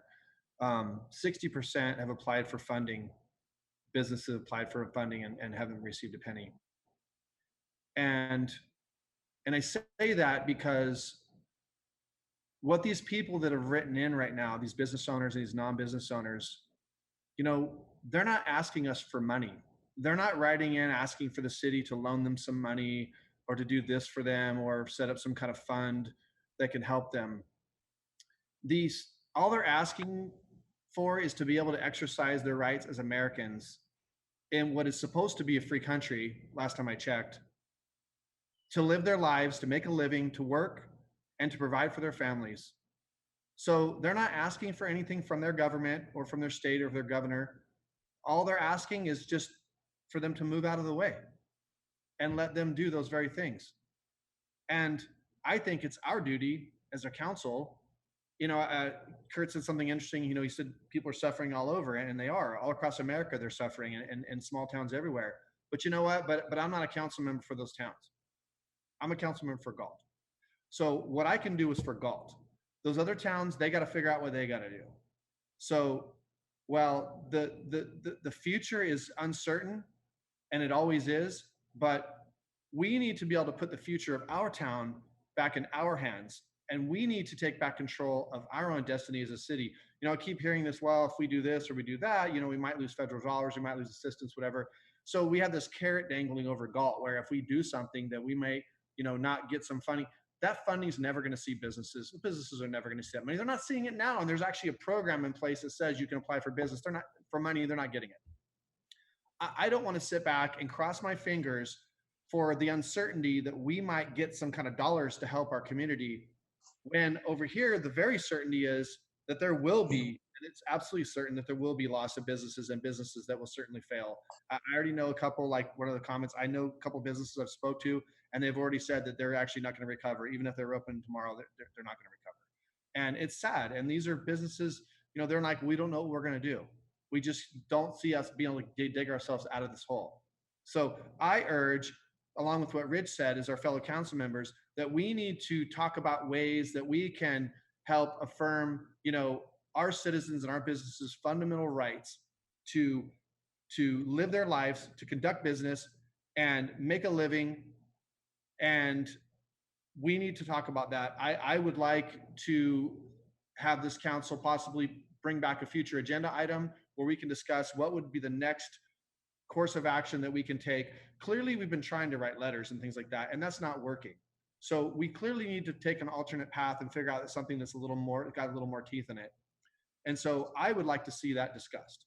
I would like to see that come back as an agenda item as soon as possible, or maybe staff can discuss and come back.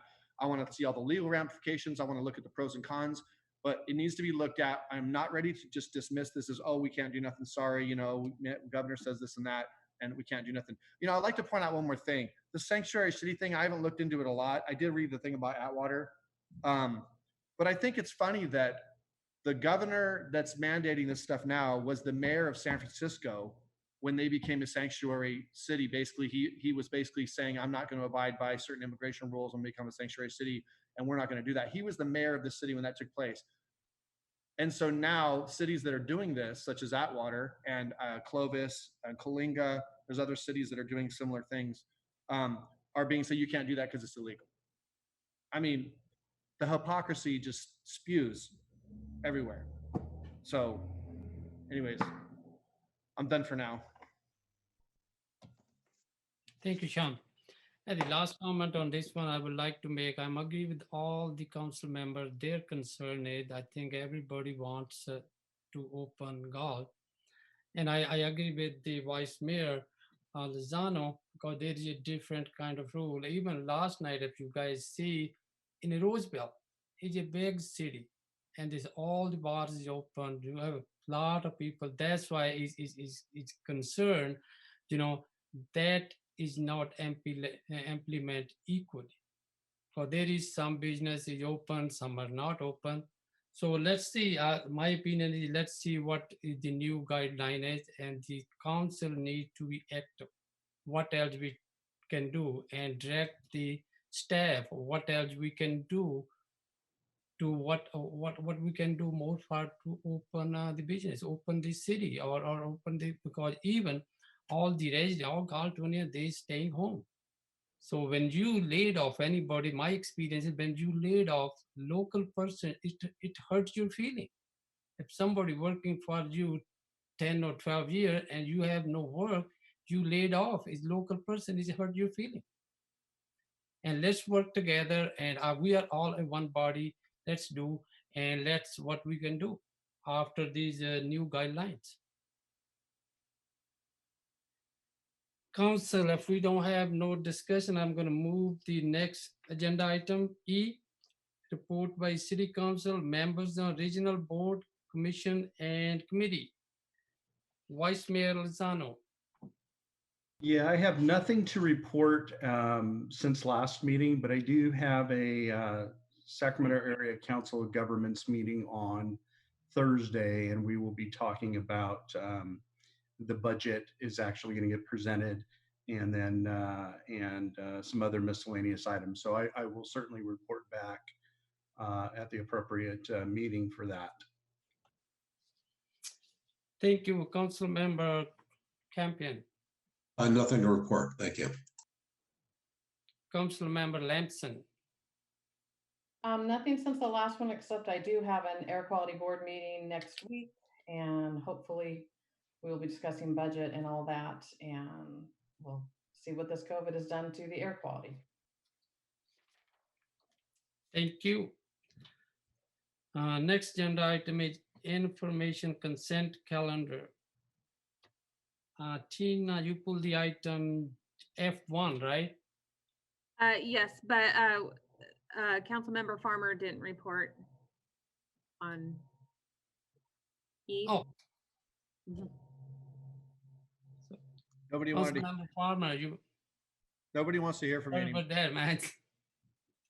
I don't have anything to report at the moment. Thank you. All right, on the consent calendar, approve the consent calendar except item number F1. Tina, pull that item. Do we have a motion out there? I'd like to move the consent calendars, consent calendar item F2 through F4. Second. All right, motion by Vice Mayor Lozano, second by Council Member Campion. Tina, may I have a roll call vote, please? Vice Mayor Lozano, Aye. Councilmember Farmer, Aye. Councilmember Campion, Aye. Councilmember Lamson, Aye. Mayor Sandu. Aye. Motion carry 5-0. Thank you. Okay, next agenda item G, schedule matter, notice of public. There is no schedule matter, no notice of public hearing. Next agenda item H, regular calendar, Treasurer's Office. H1, subject city's investment policy for fiscal year 2020 and 2021. Thank you, Mr. Mayor. Oh, City Council members.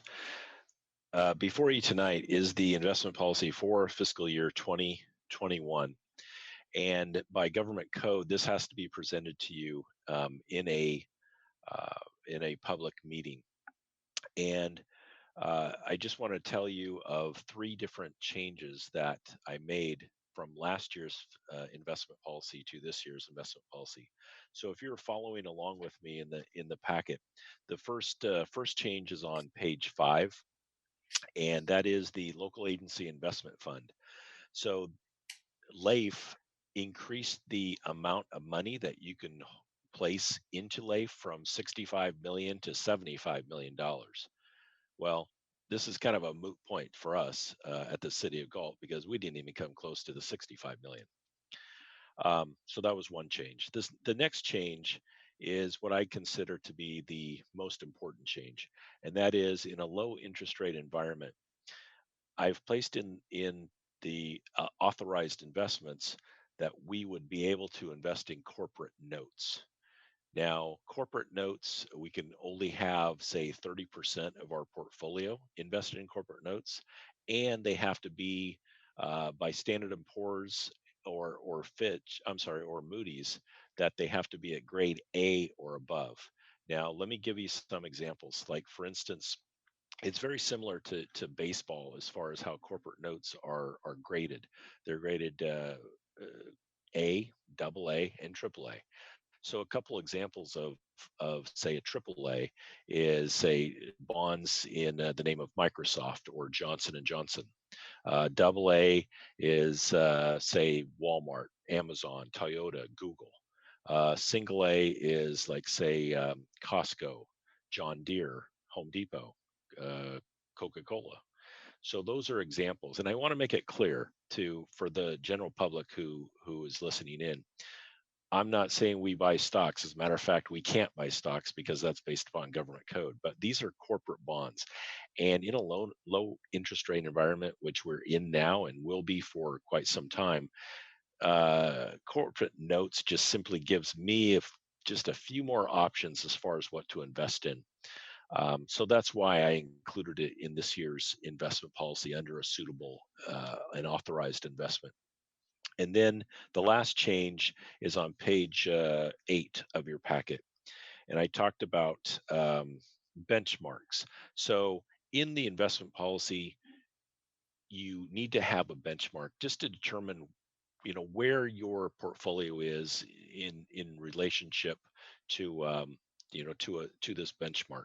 So we did have in there in the third paragraph, I did have that the benchmark be the 3-month Treasury bill. I've changed that to conform with many other agencies in the state of California to be the 2-year Treasury note. And although right now in the low interest rate environment, it doesn't make any difference. But that was just simply the third change. So with that, I'm going to ask the council members to approve the next fiscal year investment policy for the years for the fiscal year 2020 to 2021. Mr. Mayor.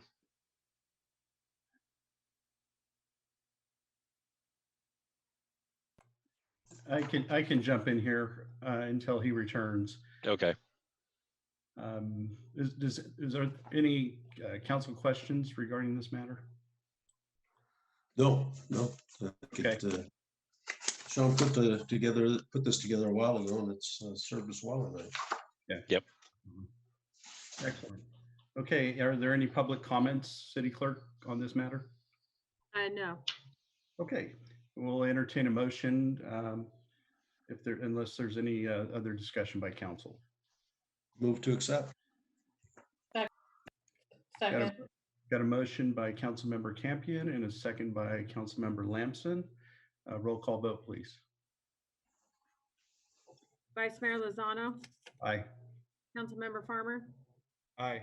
Councilmember Campion, Aye. Councilmember Lamson, Aye. Mayor Sandu. Aye. So motion passed with 5-0. Thank you. Okay. And the next item, Mr. Mayor, is the treasurer's report ending March of 2020. As I talked about just a second ago, was about the low interest rate environment. And to kind of give you some examples, a 3-month treasury bill is at 0.11%. And a five-year Treasury note is at 0.33%. So, as I said, it's a low interest rate environment. It will be for quite some time. I do want to kind of skip ahead a little bit in the fact that the city had a CD that just matured last week.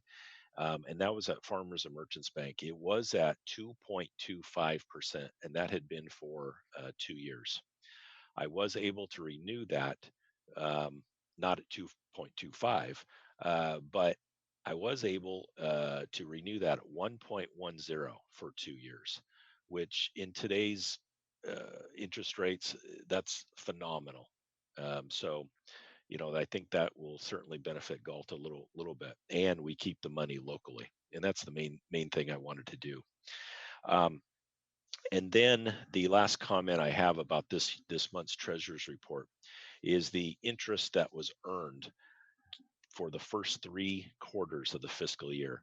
So the city has earned over, it earned $1,013,997, which is phenomenal. We have not earned that much in at least a decade. And that's because the interest rates were higher prior to this virus.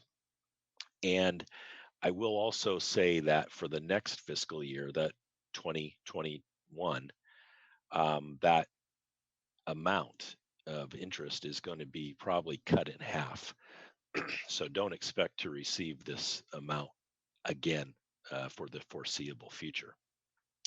To the council members, I ask that I'll answer any questions, but if you otherwise, I ask for your approval of the treasurer's report for March 2020. Thank Hey, you. Sean, I have a question, Mr. Yeah. Mayor. So what's the outcome look like moving forward? You just said that CD just renewed. So you just said we re-up the CD for a new rate. I didn't catch Yes. that. Yeah. We re-upped the new rate. It matured on May the 12th. And so Farmers and Merchants, as you know, we've been with Farmers and Merchants as a city for close to 70 years. And so there's a very good built up relationship. And they were able to renew that CD for an additional 2-year term at 1.10, which compared to other banks, as some of you know, I work for another bank, and we wouldn't give a 2-year CD. We'd probably give maybe 0.40. So that just kind of goes in comparison as far as what that relationship means to us. Farmers and Merchants really stepped up and gave us a good rate given the current financial situation. Well, it also probably shows that they would love to have our money invested there. So, I mean, could be, I know the rates are going down in the midst of what's going on. And so, yeah, that's good news. I was just curious of moving forward, some of our other investments, if we're going to start, we did really well, and that's good to hear that because we need it. But are we going to start taking a hit now moving forward because of the lower rate? Yes. Right now, as we stand today, the majority of our funds are at LAIF. And the reason is because they're paying the highest rate. It's right now, today it's at 1.30%, but that rate is dropping like a rock. And you're going to see that down to about 0.5%. As that moves down, then I will be going back and investing in, say, callable agencies. And now I'll be able to invest in some corporate bonds. So I'm trying to, again, follow the objectives, maintain the safety of our money, maintain and make sure there's enough liquidity. And then after those two are satisfied, just maintain and try to get as much yield as I possibly can. Thank you, Sean. Answer that? Yeah, thank you. So anybody have any discussion, or do we have a motion to accept the report? So moved. Move to approve. I'll second it. Okay, motion by Vice Mayor Lozano, second by Council Member Farmer. I was moved by Campion, Mr. Mayor. Okay, move by. All right, moved by Council Member Campion, second by Council Member Farmer. Yes. Gina, may I have a roll call vote, please? Vice Mayor Lozano, Aye. Councilmember Farmer, Aye. Councilmember Campion, Aye. Councilmember Lamson, Aye. Mayor Sandu. Aye. Motion carried 5-0. Thank you very much, Council. Thank you. Right, next agenda item, City Manager's Office. Update on coronavirus. I believe that item we moved in earlier, but I will ask the city manager if he wanted anything on this agenda item. I can reserve the balance of my comments for staff comments because while they have a COVID-19 flavor, they're not all directly related to COVID-19. Thank you. Next agenda item is the H4, temporary suspension of transient occupancy test. Tax.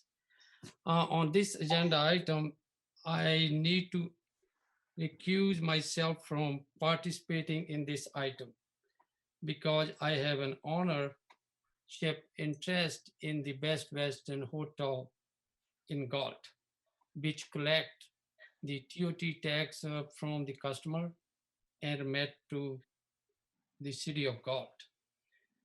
So based on this, I have a conflict of interest and will recuse myself from the discussion of this item. I will ask Vice Mayor Lozano take over this item. While I would typically leave the room for this virtual meeting, I have been advised by the city attorney to leave the room by turning off my cameras, microphone, and speaker. And when that item will done, I would like to ask city managers, give me a call or send me a text message on my cell phone so I will rejoin the meeting. Thank you. And I'm going to give me a minute. I'm going to off from the meeting. Okay.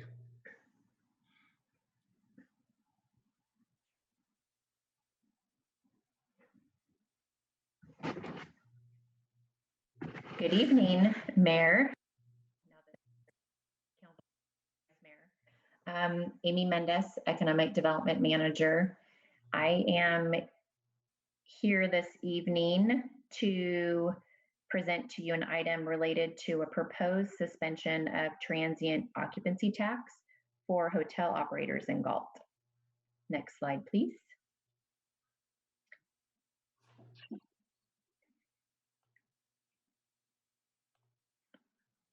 You know, Amy, it doesn't look like that graphic is going to come up. Oh, interesting. Well, I think that we'll be okay if we just run through. As most of you are aware, the Galt community, as we've heard tonight, as well as the state and nation for that matter, are all experiencing extraordinary conditions as a result of the ongoing COVID-19 pandemic. On March 17th, the city of Galt declared a local emergency related to COVID-19, which was followed shortly by public health orders issued at the state and county levels, mandating individuals to stay at home or at their place of residence. These orders also prohibited travel, which has had a tremendous impact on our local hotels and other hospitality-related industries. Next slide.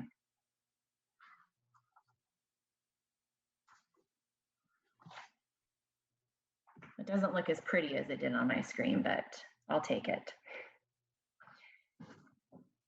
As Councilmember Farmer mentioned earlier, 40 to 50% of independently owned restaurants and hotels will not recover from the devastating impacts of the COVID-19 pandemic. And this was part of a webinar that I joined in on a couple of weeks ago. And that's pretty significant when you look at this, actually this webinar that occurred was in April, and now we're in May, and we still don't have our restaurants or our hotels actually operating at full capacity. STR, which is a global hospitality data tracking company, recently mentioned that as of April 29th, 2020, nearly 8 out of every 10 hotel rooms were empty across the country.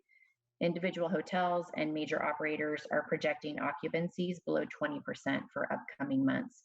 And in Galt, being a smaller community, those numbers are even lower. And so typically at an occupancy rate of 35% or lower, hotels may simply close their doors because it becomes more costly to operate than remain open to the public. And I know that we talked earlier during this meeting about some of the resources that have been deployed at the state and national level, really aimed at helping the small businesses weather the short-term impacts of COVID-19. But the tools that have been deployed have been very difficult to access. They're confusing for a lot of small businesses, and many require the acquisition of more debt, which I think with the uncertainty of what's happening right now and how long this is going to continue, a lot of the businesses are just worried about taking on additional debt, not knowing if they'll have the ability to pay that back. And so it's been, I think, from the small businesses, really difficult to try and maneuver the financial impacts of this pandemic. Next slide.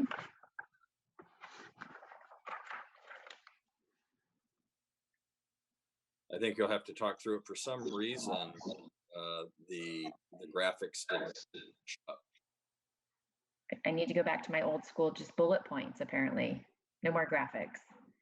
So just this slide really was talking about the impacts to our local hotels.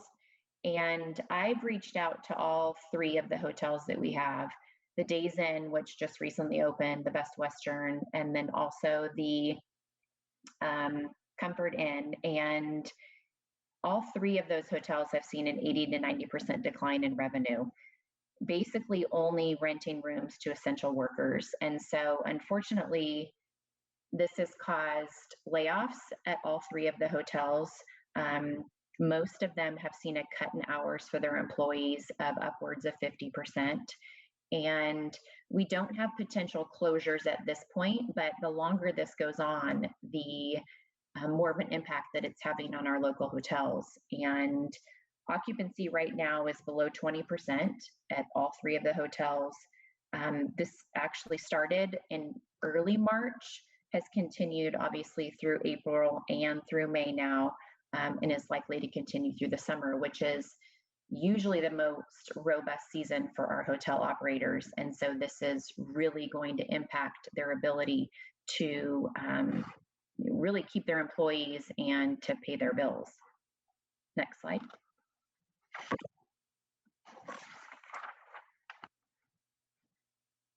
Our local hotels are really important to the community because of a revenue standpoint, but also the employment standpoint. Currently, our 3 hotels have roughly 30 employees. Typically in their peak season, they run 40 to 45. So we have seen quite a big dip in the amount of employees that they have on site currently. As I mentioned, there's been significant hours cut for the employees, and there has been some layoffs at each of the locations.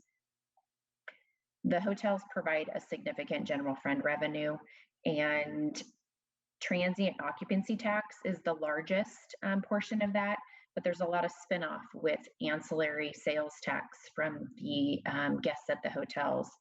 They provide a location for the tourists to stay, and those tourists spend their money in Galt. They shop, they dine, they patronize our businesses, they attend our events. And so it's really important to make sure that they can survive this pandemic moving forward into the future. Next slide. So transient occupancy tax, as I mentioned, hotels provide a pretty significant general fund boost, and TOT is the main source, which is transient occupancy tax. TOT is a lodging or bed tax, sometimes is what it's called. charged to travelers when they rent accommodations in a hotel or lodging facility. TOT is remitted by the hotel operator to the city or county jurisdiction where it's located. As I mentioned, we have 3 hotels currently. Galt's TOT is 10% of the cost of a hotel room per night. Now that number varies from city to city, but the number right now in Galt is 10%. So per night, 10% of that hotel room cost is remitted to the city, typically paid on a quarterly basis through the finance department. On average, $290,000 is collected annually from Galt hotels. Now that number has been from the 2 existing hotels, Best Western and from the Comfort Inn. We also have the new Days Inn, which just recently opened in the first quarter of 2020. And they have not remitted TOT yet. So we have yet to see the TOT from Days Inn, but I have been in contact with the operator of the Days Inn, and they've taken a significant hit. You know, starting up as a new hotel is one thing, getting your name out there and getting people to be familiar with your business, but then having a worldwide pandemic hit where nobody's traveling has really taken a toll on that location. And so we have yet to see TOT remitted from the Days Inn, but we do have forecasts that were put in place on what we anticipated. And I think a lot of you may have been part of an incentive that was provided to the hotel. So that had an economic impact analysis done as part of it. And so we had numbers, kind of concrete numbers put in place on what we anticipated for TOT. So there is a significant boost for the city in terms of what's remitted from TOT tax. Next slide. Oh, there it is. Next one, Tom. Your city manager at work behind the scenes. You fixed it. So with current travel and entertainment restrictions, hotel occupancy is extremely low, like I mentioned, and it's really forecasted to remain unstably low until travel restrictions are eased. And there's been no real concrete evidence of when that date is. And so because of this, we're proposing an urgency ordinance, which is very similar to what several cities have been doing, which basically suspends the remittance of TOT. And this is somewhat of a deferral into the future. So we are proposing the suspension of sections 3.36080 and 3.36090 of the Galt Municipal Code.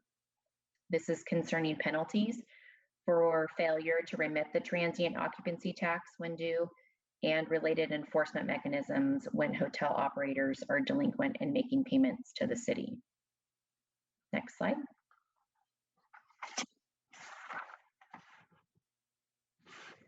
The proposed urgency ordinance allows hotel operators to defer TOT payments until the end of the quarter following termination of the local emergency by the city of Galt. So, for instance, the local health emergency ends in July 2020. Payment would be due at the quarter ending December 2020. If the local emergency was terminated in November 2020, payment would be due the first quarter ending of 2021. And so this isn't any forgiveness. It would just be a deferral, basically, and a suspension of the ordinance covering that. The hotels would continue to report TOT revenue amounts to the city as required so that revenues can be tracked and recorded by finance in the period which they are earned. And then hotels must continue to collect TOT from guests. So this isn't them getting out of collecting the TOT. It's just really provides the needed cash flow bridge to hotels, really to help avoid further layoffs and potential closures of hotels in Galt. Next slide.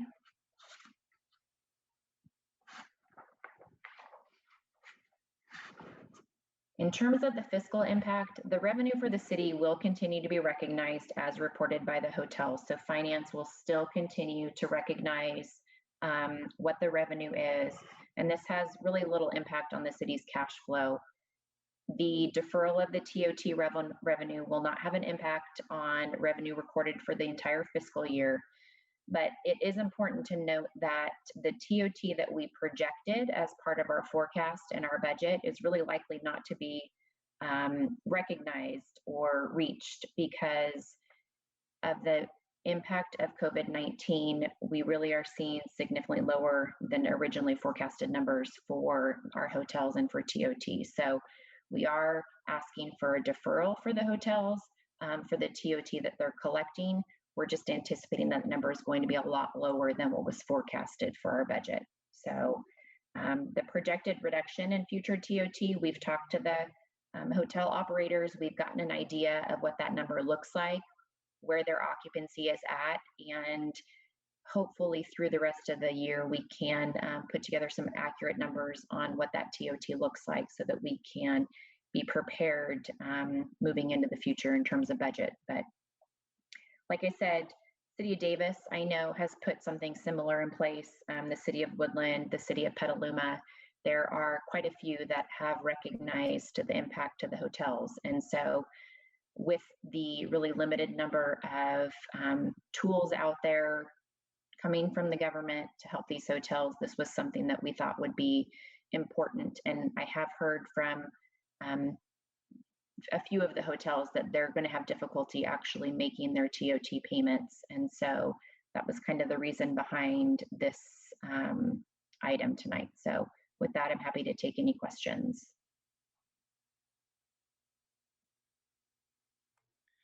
Okay, are there, well, I'm sure we have questions from council members, but I'm going to start with Council Member Farmer. Thank you, Vice Mayor. I do have a quick few questions. So just to understand the TOT, so this is not like, this doesn't work like sales tax where there's a projected amount that they're gonna bring in, and so they pay that amount and then they evaluate what it is and then there's money given back. They do business for, say, the month of March, and then 10% of whatever they did is then due on net terms of like a month or two or something, and then they're able to pay that. That's typically how it works, right? It's paid on a quarterly basis. So let's take January, February, March as quarter one, 2020, and then payment would be due April 1st typically. So it's the quarter that they get take into account. It is 10% off of the room rate for each nightly stay. So Okay. it's paid basically after the quarter ends. So then doing some simple math was thinking, so let's say, just for the sake of conversation, that a hotel does $100,000, typically, you know, normal business when nothing's going on like what's going on now. So they would be, so for a quarter, they would owe 40,000 in TOT tax, right? I'm sorry, 30,000. So, so let's say because of what's going on, they're doing, you know, you said, you know, we're doing 20% or less. So let's say they're doing 20,000. So they're only 2,000. So basically, a typical hotel could be basically, we're going to defer 3 months worth of those TOT, which could be somewhere around $6,000. Just using that simple. So basically, they're deferring that and allowing them to pay that the next fiscal cycle, right? Correct. So if they, let's say, I think I mentioned in the presentation, July, the stay in shelter order is lifted. That's quarter 3. So at the end of quarter 4, it would be the following quarter where they would have to remit full payment. Okay. So initially, you know, I was thinking about this and I was like, well, you know, there's so much uncertainty, and you even said it yourself, that people just don't know. You know, you're talking about the loans that businesses were taking. They're just reluctant because they just don't know, am I ever going to get back into business? Is going to return enough for me to be able to pay that money back? So I was thinking, are these hotels going to be able to be in that position where they feel comfortable? But then I thought, you know, it's 10%, so it's not like it's 50%. I mean, it's a small number. And if they're not doing much business, the number is probably very small. So we're probably not talking about that much money. My only concern would be what you said about the stay-at-home order ending in July. Like, I wouldn't bet a nickel on that right now, just because I wouldn't. So, I mean, let's just assume that, say that doesn't happen and this thing extends past that. When then would the money be due then? Say again? So let's say it ends in November. the stay in shelter order is lifted in November. So it would be due the first quarter ending of 2021. So in March of 2021, essentially. And you don't see any financial impact by deferring this money? I mean, you said there's no financial impact really. So what, I just want to understand that a little bit better. I don't see Claire on the line, but from what I understand, the revenue is still recognized for the current quarter. And it's basically, when it's received, doesn't impact the city's budget. So if it's a quarter later, I don't think that there's, oh, Sean just chimed in. I think he wants to talk here. Well, it depends upon when the stay-at-home orders end. If the stay-at-home orders the stay-at-home orders don't end until March of next year, then it's possible that, you know, we would receive the payments for FY21 in FY22. But essentially, what this gets to is just a bit of a cash flow issue, and it's because the payment isn't due until after the quarter after the stay-at-home orders end, and so it's just all a bit of a guessing game with that. But the money will still come in. The stay-at-home orders would have to proceed for most of the next fiscal year in order for us not to receive the income in this coming fiscal year. So that's what I mean by saying it's just a bit of a cash flow issue for FY21. Yeah, I get that it's kind of a cash bridge, and I do like the fact that it's not, you know, like going back. It kind of reminds me of the thing we talked about with Blue Dog Beverage Company, where we were looking at a deferral instead of a forgiveness. This is just a deferral. So, you know, we want to help our businesses when we can. I wish, you know, there was something we could do for other businesses. You know, just I know there's really not monetarily that we can. I feel really bad for Mr. Patel. I know he worked so hard and dumped a ton of money into that hotel, and it was just like got the rug pulled right out from under him. I can relate on a smaller scale to that. So I get, you know, what he's going through, and I appreciate him just hanging in there.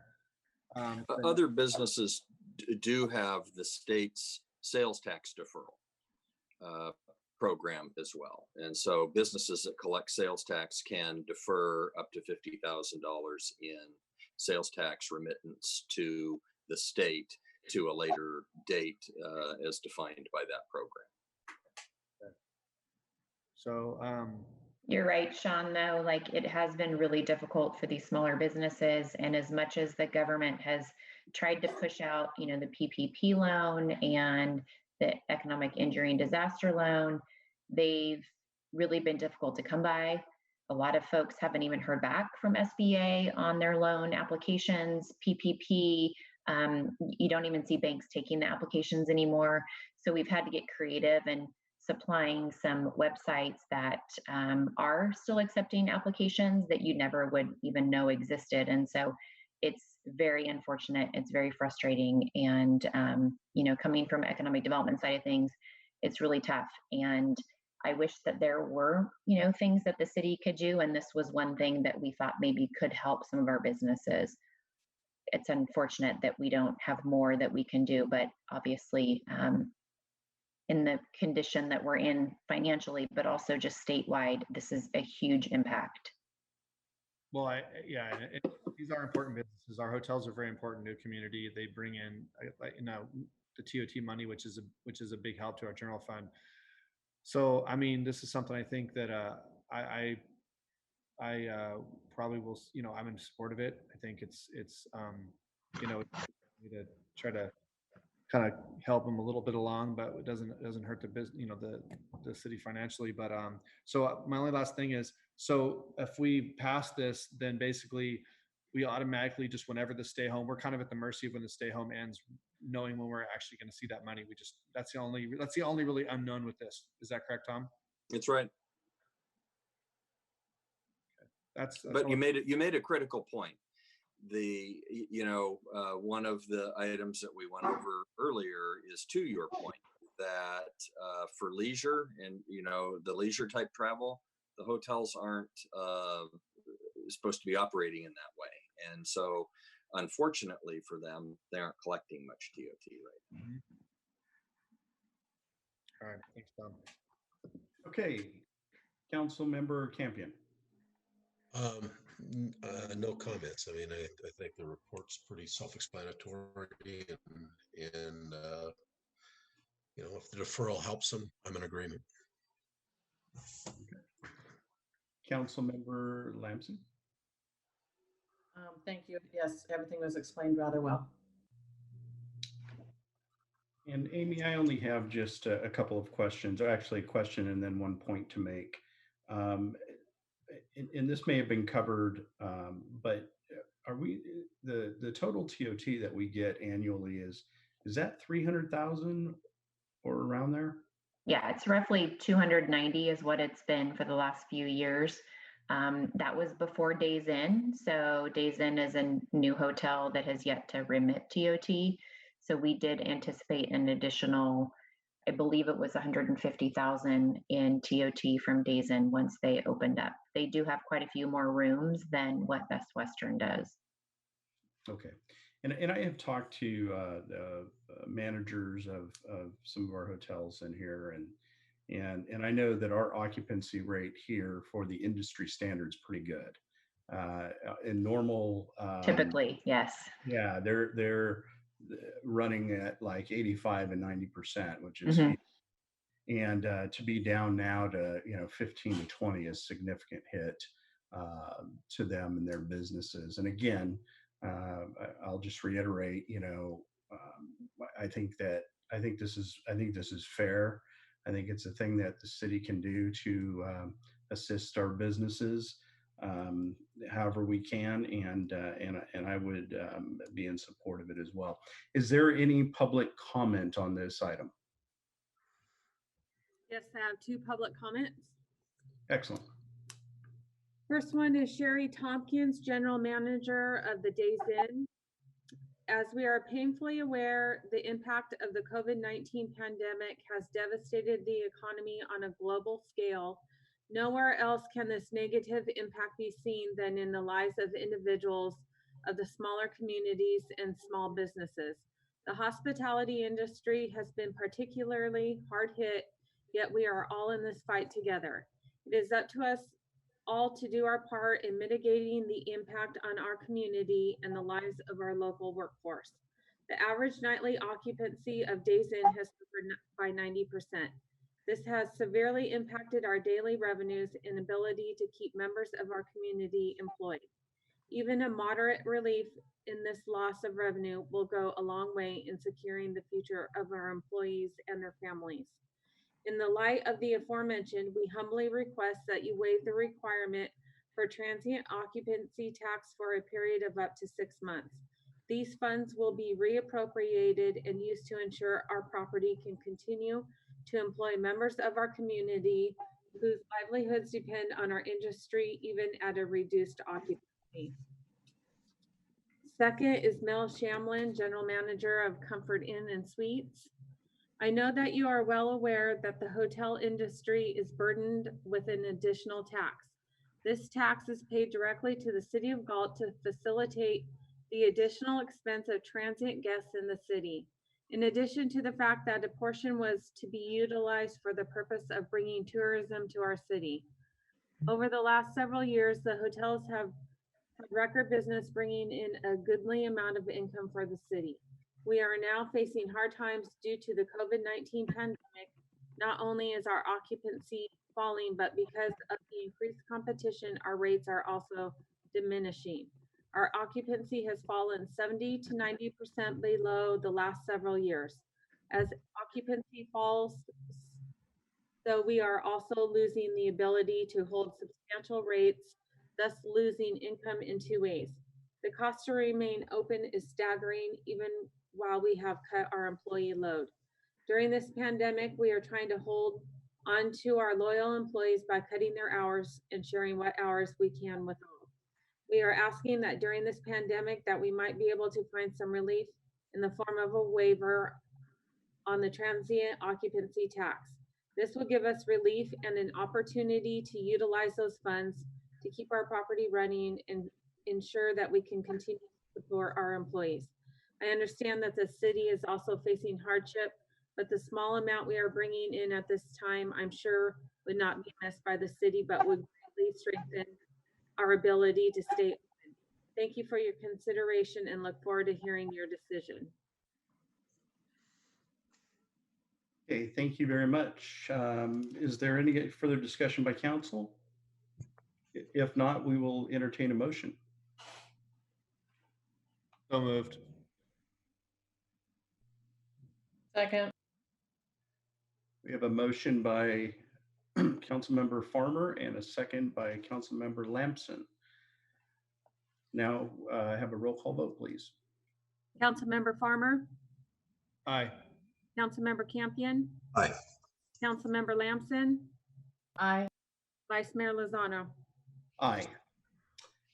And I just want to make note for the city clerk to ensure that the meeting minutes should reflect that Mayor Sandu announced a potential conflict of interest and left the virtual meeting consistent with the direction from the city attorney.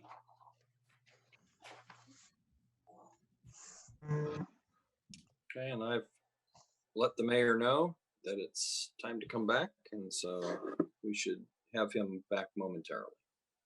Excellent.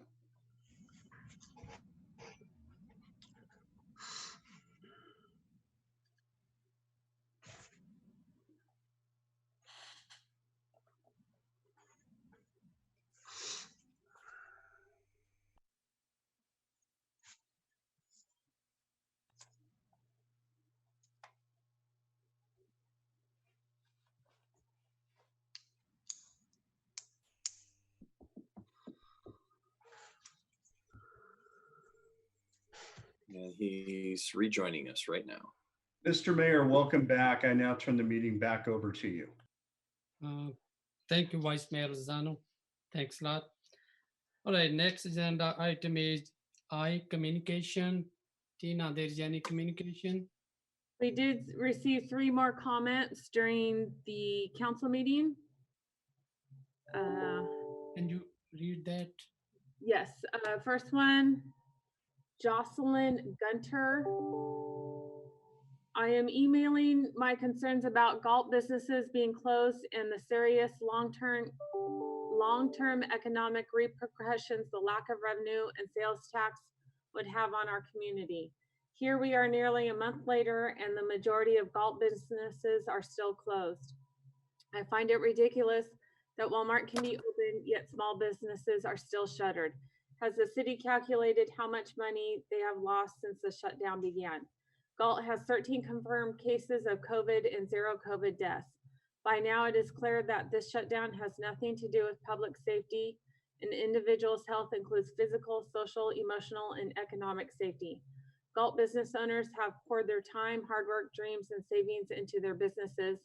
Most businesses can't afford to stay closed for another month, week, or even a few more days. I urge you to immediately take all action to fully open all Galt businesses. The community would applaud and greatly benefit from this much needed action. Next is Terry Parker, Parker Realty. I am writing in support of making Galt a sanctuary city for businesses. As leaders of our city, I encourage you to look at what is best for our community. It is not a one-size-fits-all. We are not a large metropolitan city. We are a small city with only 13 reported cases and no deaths. The only city that has less than Sacramento County is Ileton, which has a considerably less population, yet we continue to be locked down with cities such as San Francisco, LA, San Diego, etc. Our small businesses cannot withstand being shut down any longer. The businesses of our city are here more for the love of our city than for financial success. We do not have the population for that. And with the recent utility increases, the struggle has been exacerbated. It breaks my heart to drive through our town and see so many small businesses closed while big box stores are shoulder to shoulder with people. If our state leaders are not willing to trust our city leaders to govern their community, then we have no choice but to become a sanctuary city for our businesses. At some point, common sense has to prevail. The result of this lockdown will scar our community for some time, and the longer it goes, the worse it will be. Each day counts for a family depending on the income of their small business. Our business owner truly cares about all the citizens in our community and would never want to put them at risk. I am confident they will open with our citizens' health in mind and take all the measures needed to ensure their customers are safe. We need to give them that chance. I know this is a bold step for all of you, but I know each and every one of you love our community. We are here to support you in this bold move. Thank you for your time. Next is Kim Mackey, owner of Hairworks. I am the owner of Hairworks Beauty Salon in Galt. I have 8 women that work in my shop, and we have been closed since March 20th. Please help us get back to work and reopen our doors. We still have rent and utilities to pay as we are closed. Fortunately, our area has not been compromised with the COVID-19. My shop is very clean, and we are fully ready to open and offer all sanitized services. Please consider us opening now. Those are the comments I've received. Thank you, Tina. Next agenda item J, city clerk's report. Tina Hubert. This item is for City Council to adopt a resolution calling a general municipal election and requesting the Board of Supervisors of Sacramento County to consolidate the general municipal election with the presidential general election held on November 3rd, 2020. There is a $25 filing fee for nomination papers as set forth by the Galt Municipal Code, and I was just notified yesterday by the Registrar of Voters that the estimated candidate statement fee is now $550 instead of the previously stated $350, which will be corrected in the resolution. Also, staff recommends the word count limit in the candidate statement to be 200 words, but City Council has the discretion to set the word limit between 200 and 400 words. In the past, City Council recommended a runoff election in the event of a tie vote, which constitutes an added expense, which is at a minimum at this time $129,070.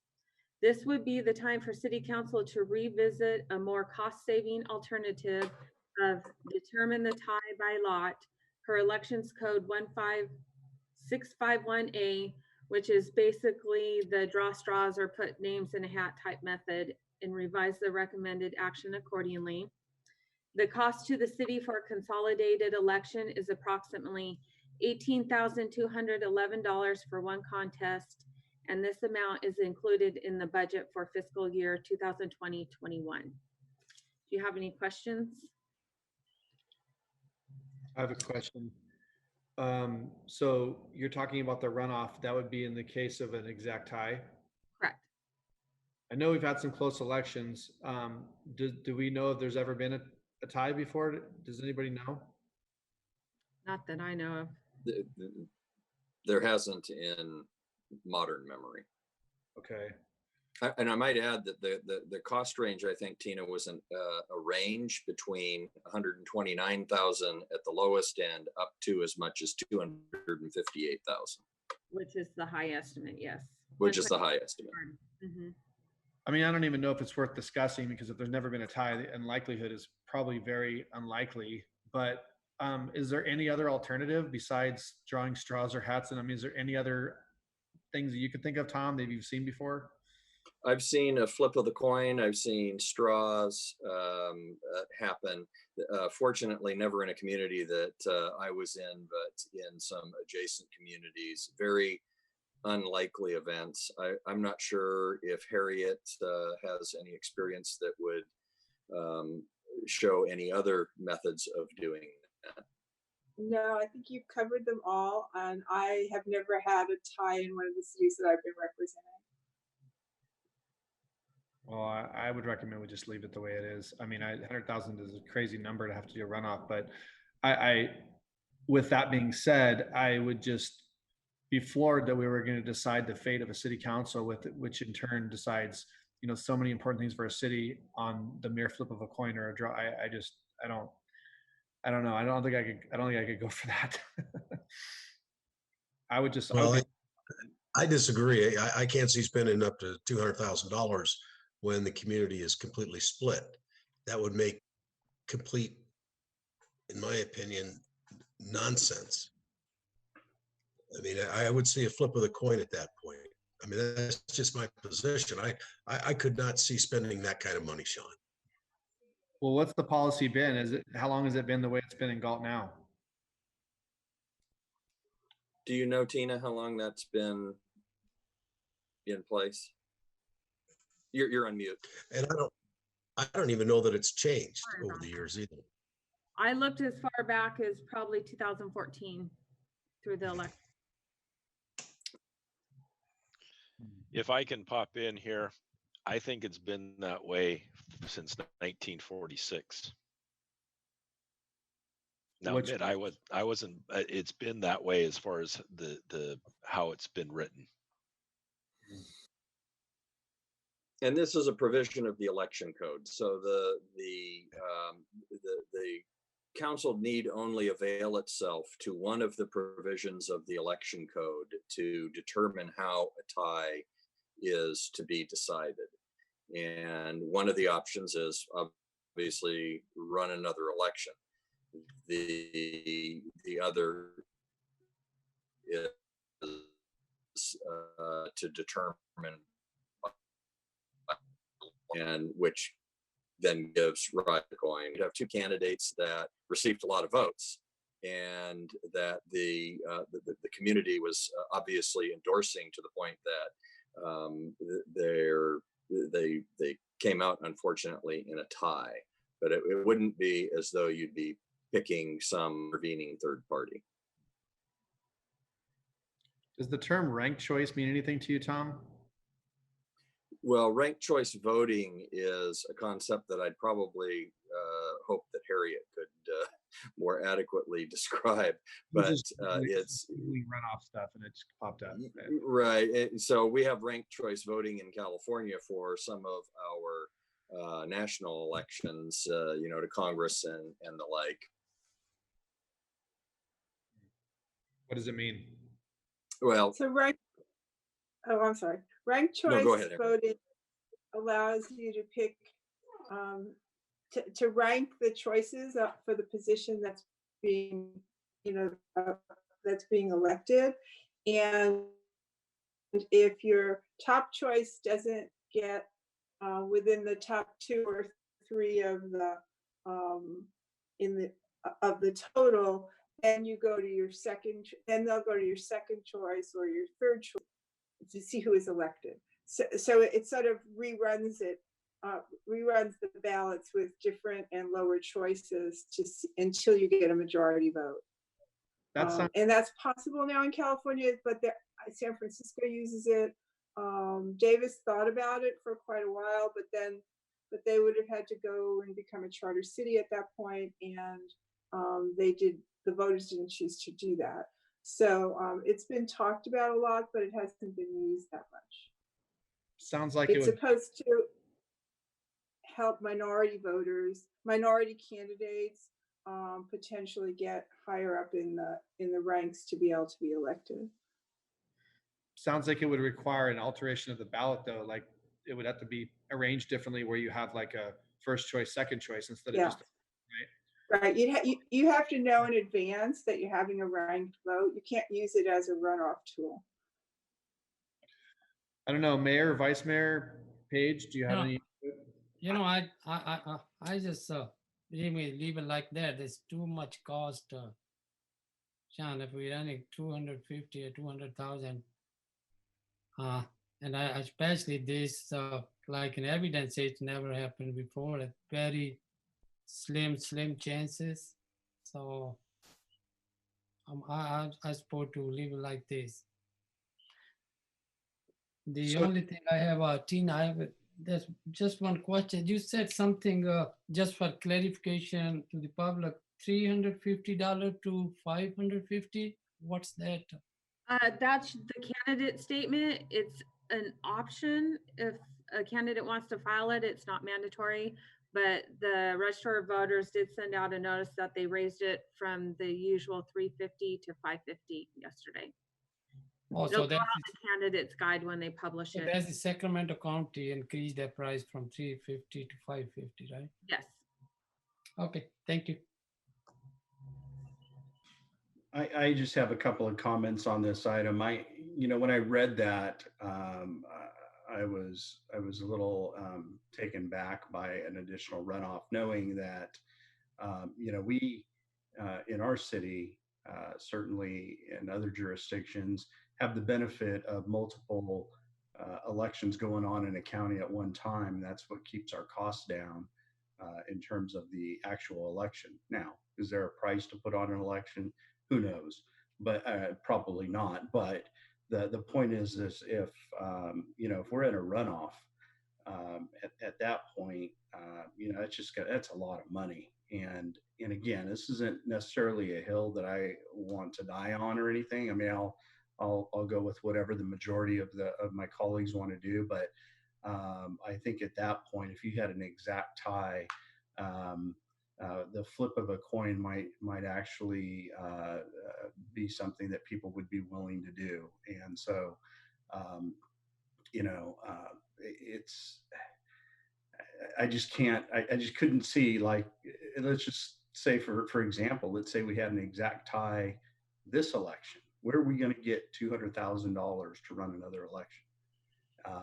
It's just certainly for this election, it would be tough, and that's what we're looking at. So, I'm not much of a gambler, so leaving it to chance for me, I'm a little more conservative on those things. I probably have the first dollar that I've ever made. So, but my point is that we're not taking the ability for the public to vote on a council election, but we're certainly taking a different look at if there were to be a tie. Now, again, is there really going to ever be a tie? Who knows? So those are just my thoughts. And again, not something that I'm very passionate about either way. I just think in this environment, to spend that amount of money on a reelection would be pretty tough.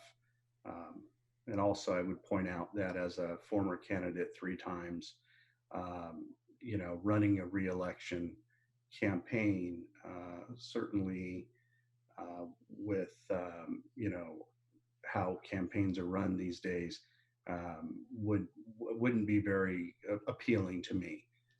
So I personally would probably much rather see who drew the shortest straw, or whatever the election code allows for. Thank you.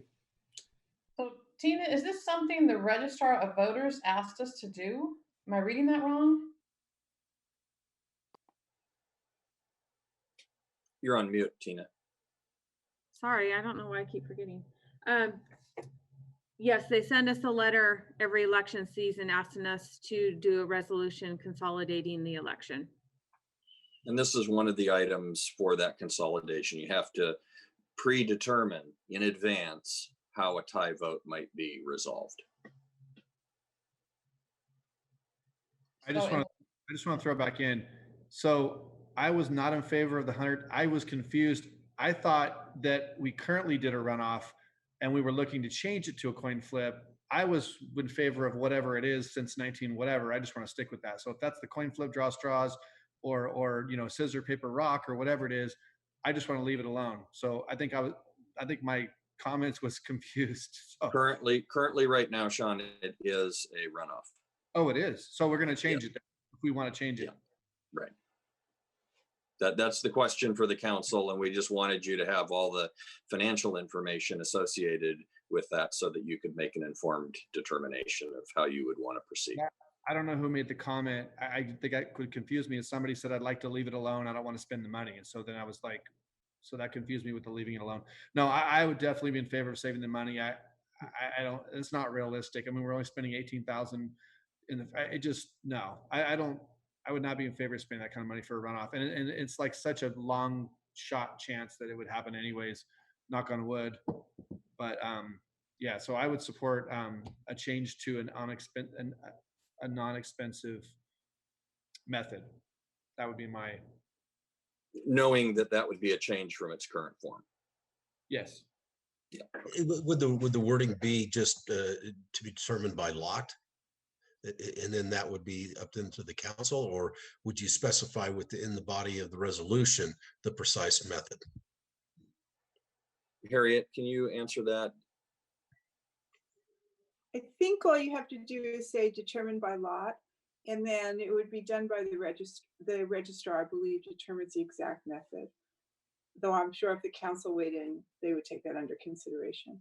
I think that's the way it works.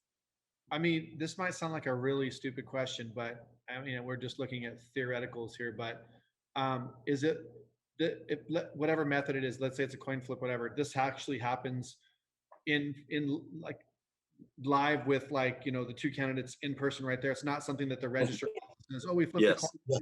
Yes. It happens at a council meeting. All right, okay, I'm just trying to. So back to where I was. So this is something they're asking us to do in the long run. It can save us money. It's not going to cost us anything up front, Tina, No. correct? No, it would just, all would change the resolution section 3 from a runoff election to determine the tie by lot. And I don't know, if things get great again in a few years, you can always change it, because it does go back to city council every time. Okay, thank you. So people didn't understand how it worked. Okay, that explains a lot and really helps. Mike, I'm also confused on that. The reason I said there is no change, but if there is a change to save the money, then I'm favor on that. So if other council members have no discussion, I would like to, if anybody have the motion on that. I'd make a motion that we amend section 3 to determine runoff elections by lot. Second, Okay, the motion by Council Member Campion, second by Council Member Lamson. Tina, may I have a roll call vote, please? Vice Mayor Lozano, Hi. Can I just clarify that, is the motion just to change section 3, or is the motion to change section 3 and adopt the resolution? And adopt the resolution. You didn't hear that part? I didn't hear that part. Sorry. Okay, Adopt. Okay, I'm sorry. And to adopt. no problem. Okay. So to clarify, the motion is to adopt the resolution with the change in section 3 to be a runoff, that if there's a tie, it would be determined by lot. Correct. Yes. And that's acceptable to the second as well? Yes, okay. okay, just to clarify, the first was Campion, seconded by Lamson? Yes. Okay. Okay, Vice Mayor Lozano, Aye. Councilmember Farmer, Aye. Councilmember Campion. Aye. Councilmember Lamson, aye. Mayor Sandu.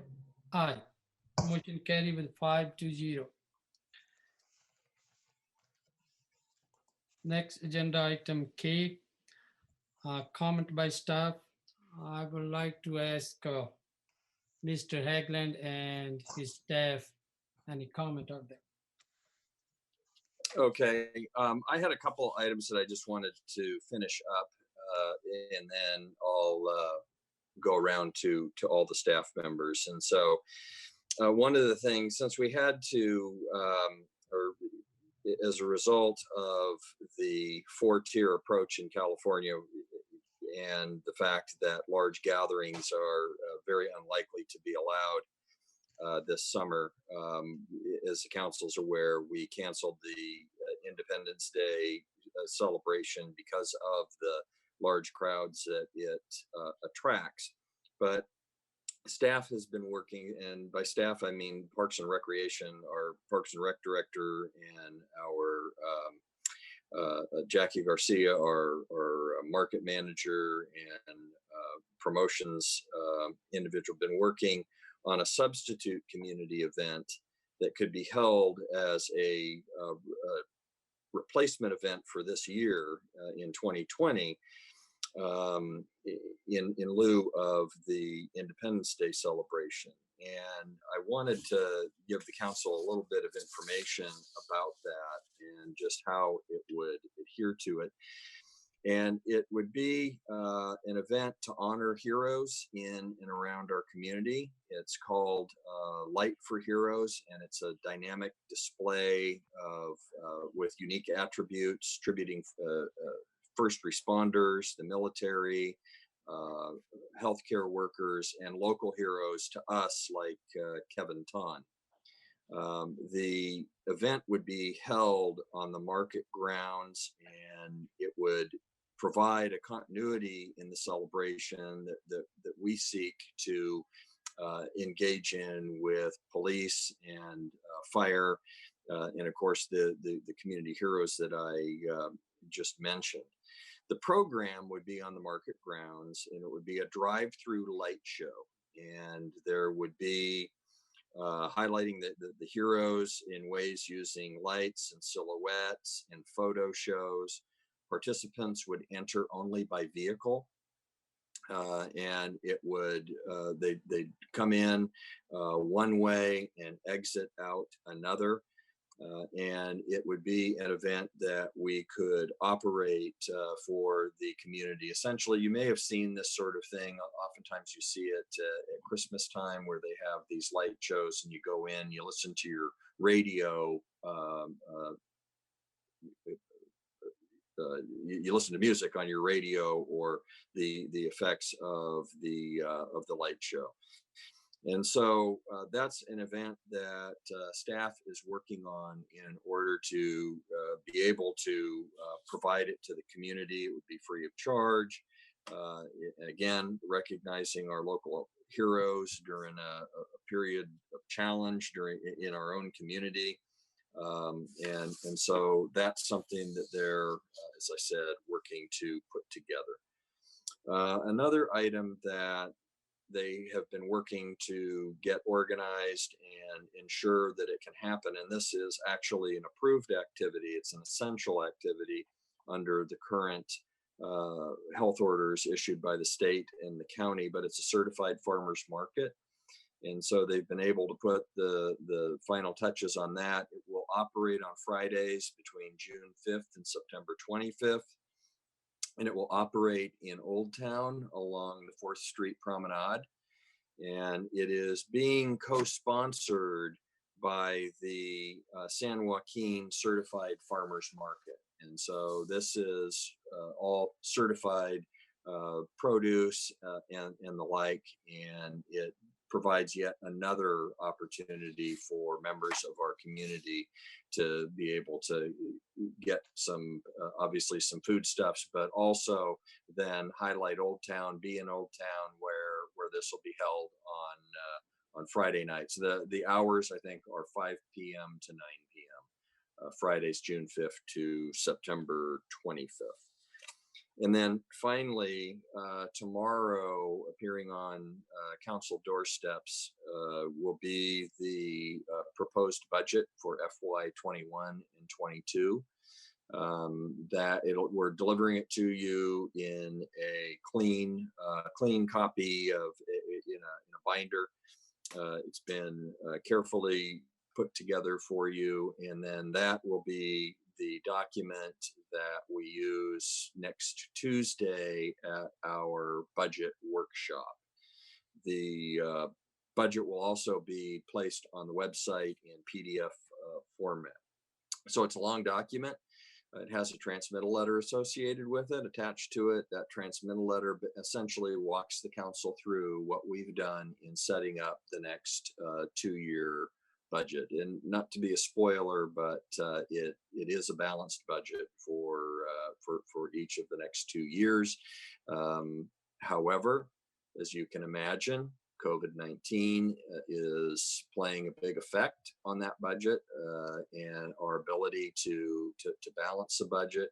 So, and that's fully described. What we've done to accommodate for COVID-19 is fully described in the transmittal message itself.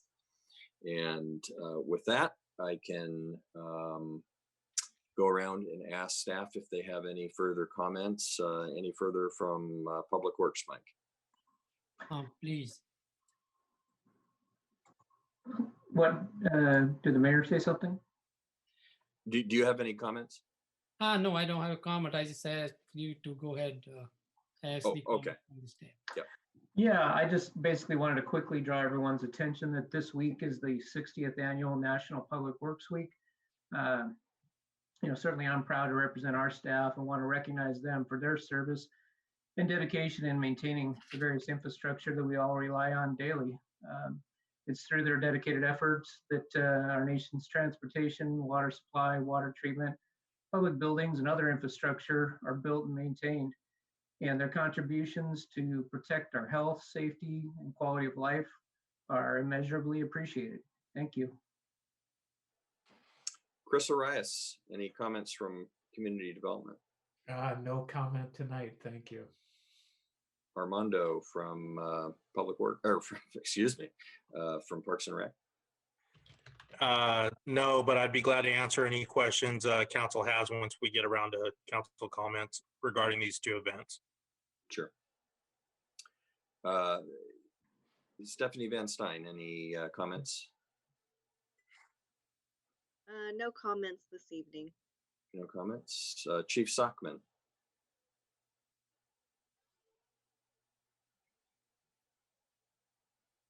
The only comment I have is on this video, I look like a ghost. The glow. I don't know what's going on with the lighting, but other than that, no. It's been a great couple of weeks, and thank you, Galt, for all of your support. Okay. Amy Mendez, any comments? I just appreciate everybody's support tonight for the item on the TOT tax suspension, and hopefully we can find some other programs. We have an item next week for CDBG, and I've been working with Mike Selling on trying to determine ways that we can use community development block grant funding for economic development programs instead of putting it into our traditional kind of public works avenue. So hopefully that first meeting in June, we can kind of talk about that. That's it. Okay. Thank you. And any comments from the city attorney? Glad to be here. Nice to see all of you, but no other comments. Thank you. Mr. Mayor? Thank you, Mr. Haglund. Thank you for your staff. Next agenda item is council comment. Vice Mayor Lozano. Yeah, I'll keep it brief. The again, SACOG meeting on Thursday, I'll report back out on that. I just wanted to send some kudos over to the departments and the workers who process permits, construction permits. I had an opportunity to communicate with a local contractor who was very pleased with how quick and painless the process was to get a permit pulled even during the COVID-19 times. And it wasn't a huge building permit. It was just a add-on to a structure. So kudos to all those. I think Mike and Chris probably have a little piece of each of that, and just wanted to make sure that you knew that people were out there and happy with that process. And again, the voice of one, but it isn't often that we get unsolicited praise, and so I thought that was important to bring out. Again, and then I guess lastly, I appreciate Parks and Recreation and who have been obviously innovative during this time, and are trying to come up with some alternatives to programming that we as a community anticipated, but now putting something together to help build the community back, and so appreciate your work on that, Armando, and your staff. So other than that, again, I just implore the community to take care of yourselves and each other, and continued patience. I know there's been a couple of times in some parking lots of retail establishments that people have been unhappy with each other, and just again implore you to take a deep breath, get in your car, and drive away. So that's all I have. Thank you. Council Member Campion. No comments tonight. Thank you. Council Member Lampson. No comments, thank you. Council Member Farmer. Yeah, I have a few things. So first off, regarding the IDC, I just want to make it known that I was a little bit disappointed that the council didn't have a lot of discussion with the IDC. I knew that was a decision coming that we were going to discuss, but I would have liked to have seen it have an open discussion to talk about options, all alternatives we could have done to make the event a little different before we were so quick to just stop it. I mean, I know that's what the governor said, but again, I just, was kind of blindsided by that. I'm happy to see that, Parks and Rec staff, I know Armando reached out to me and let me know that he's and Jackie and the staff are working on and some other options. But I would like to ask Armando, so this alternate celebration you're talking about, what day would that take place on? So right now we have it planned for June 27th, the Saturday before 4th of July. We're looking at trying to anticipate where we're going to be on, in a month from now, whether we're still in the same place where we're still sheltering at home, or we're open 100%, people can go wherever they want. If people are able to go where they want to go, they're going to get out of town for that week, that weekend, that Friday, Saturday, Sunday, or Monday. So we felt that having it the week prior was probably the best thing. We're also working on some things. This is what's confirmed so far, what we've talked about. We're also working on some things that'll take place over the holiday weekend. So I don't have that solidly in place yet. Once I do, I'll bring it back to council to let you know exactly what it is. And then, so right now it's just for the 27th. Okay. Because I like the idea. I mean, like I said, I've already expressed my disappointment with the event. I'm sure a lot of people are crushed in the community. But what I want to be clear on is that this event is, I just, me personally, I just want to make sure this wasn't going to take place on the 4th. I don't want to see this event replace the 4th of July. I mean, 4th of July is a celebration of, the independence of our country. And nothing against first responders and all the people that have, that we would be celebrating with a different event that our military personnel and all that. But I just don't want to, blur the line there between what 4th of July is, because people are very, adamant about celebrating their independence. And this is, a great American holiday. And so I want people to be allowed to do that, people to still celebrate that celebration in whatever means they plan on still doing that, and not have that conflict with the event that you guys are trying to put on. So I'm glad to hear that's on a different weekend. So that was one thing. The other thing is, I would like to ask that for one, is it possible, Tom, if we could get either maybe Amy Mendez, or I don't know who would be the more appropriate person. I would like someone to look into, maybe contact the county on the behalf of, the gym we have, Fitness Pro, is the only fitness facility we have in town that's like that. I was doing some quick math with what Pete said about the 250 square feet. If they have 17,000 square feet, and you're allowed to have, these small studios are allowed to have one person per 250, they could essentially have 68 people in that facility if they were to do it right. I think that we should, step up and try to contact and say, we only have one facility like this. It's important. It's an important facility to our community. I know it's, not in your phase 2B, it's in phase 3 or whatever, but if they can make some kind of means to accommodate and maybe change their categorization into a fitness studio and maybe morph into that to be able to open, I think we should allow them to do that. I think that we should work with the county and try to work with the business owner and see if we can make something happen on that. I think we should do that for them. We should Yeah, just and we can contact the county on their behalf, but just to be clear in the messaging and in the words we use, the city has no ability to say it's okay. That's a false narrative. And so what we want to do is advocate on behalf of our businesses, and but within the bounds of the law. And so I wouldn't want anyone to walk away with the impression after any of the conversation that we've had tonight that somehow, some way, the city has some authority here.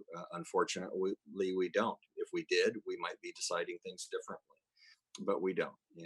And so, can we advocate on behalf of Fitness Pro? Absolutely, we can, and we will contact County Health in the morning. Which leads me to my next thing, since you mentioned it.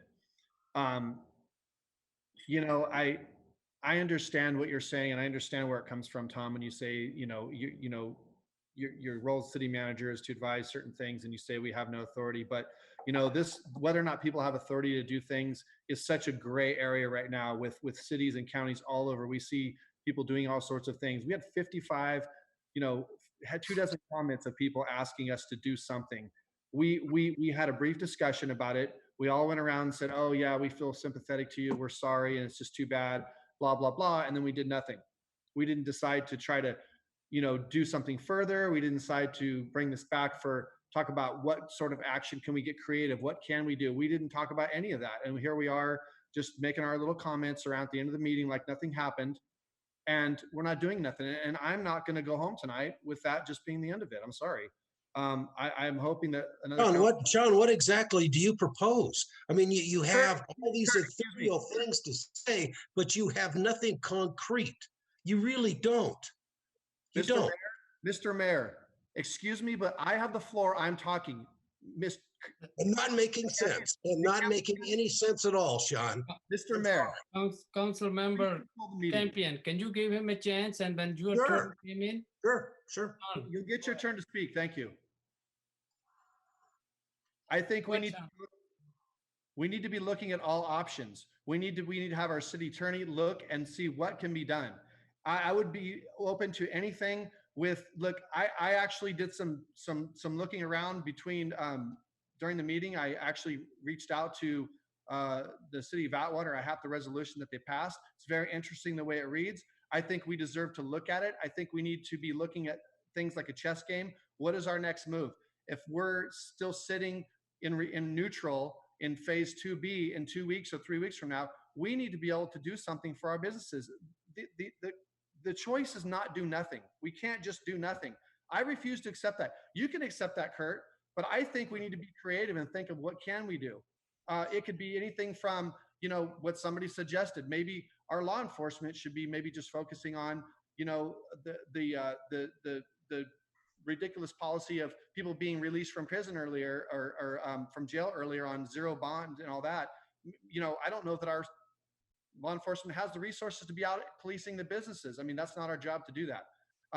We need to be advocating heavily. If we're being told, if I'm being told that we can't do anything legally, then we need to be doing something.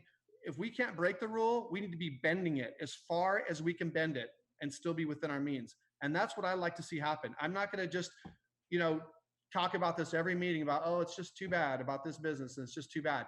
These people, we represent them. If they can't come to us and have us do something for them, then who do they have? Who else do they have? We're elected to represent them. People are not going to settle for, sorry, we can't do anything for you. That's not a legitimate answer. So this is what I'm proposing. I'm proposing that staff and the city manager look into viable options, reach out to cities such as Atwater and Clovis and Coalinga and even Yuba and Placer County, the things they did, and see what worked for them, what didn't, and consistently continue advocating on behalf of our businesses What I mean, advocating is daily, talking to the county, talking to county health, talking to Supervisor Natoli and our other supervisors. We have to keep squeaking, because the squeaky wheel gets the oil. We can't just sit back and roll over. Okay, so that's my comment on that. You go ahead if you can want to make a rebuttal.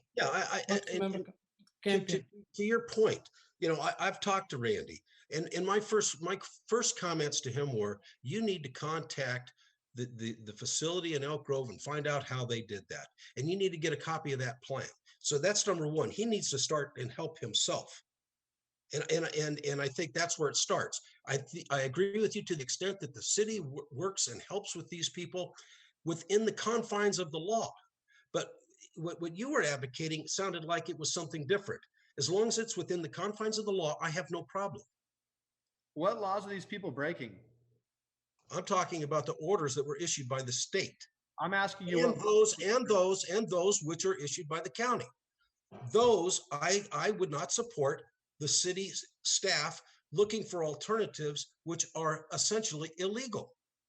I'm not asking anybody to do anything illegal. I want you to clarify legal for me. Anything that is outside, anything that is within the bounds of those regulations established by the county health department as well as the state of California. There's multiple lawsuits going right now for looking. Those are lawsuits, Sean. Again, those are lawsuits. Those are not that's not a law. So the second point I'd like to make, and I take great umbrance, you'd wish to define how 4th of July is defined. I don't think it's up to you. I think it's up to the citizens of this community. And if they choose to, on a Saturday, which is July 4th, to go to that event, which the city is sponsoring, and that is how they wish to spend their 4th of July, I think they should be able to. I don't think we have or should be making that decision to exclude that from them. I find that wrong. You really like wrong is what that is what that is. If that's the way they wish to celebrate it, why not? Why not, Sean? Why would you take that away from them? Because we've took the IDC. Well, I think at this point we need to make a vote or schedule this for a vote for council. We're still discussing this. This is an open discussion. You don't get last word. I'm not done talking about it. Okay. Thank you, Mr. Campion. What I'm getting at here is that we took the IDC festival, one of the biggest celebrations, and the celebration of the independence of our country. People have gone through so much right now, and then they just say, oh, and by the way, you can't celebrate your independence. Can't celebrate the American holiday. Never said that. We've yanked that from under them and said, well, you can't do that, but we're going to put this other thing in that we can do, which is great that we're trying to do something else. But what we should be doing is maybe talking about how we can still have the Kevin Ton run in a different format. There was never even a discussion about how we could still have that and practice social distancing and all the things we could do. I don't think it would be that hard, but that's not even a discussion right now. That's just off the table, and we're looking at something else.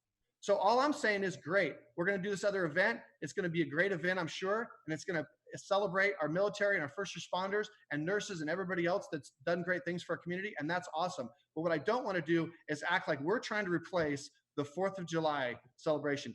That's the end of what I'm trying to say. Does that make sense to you?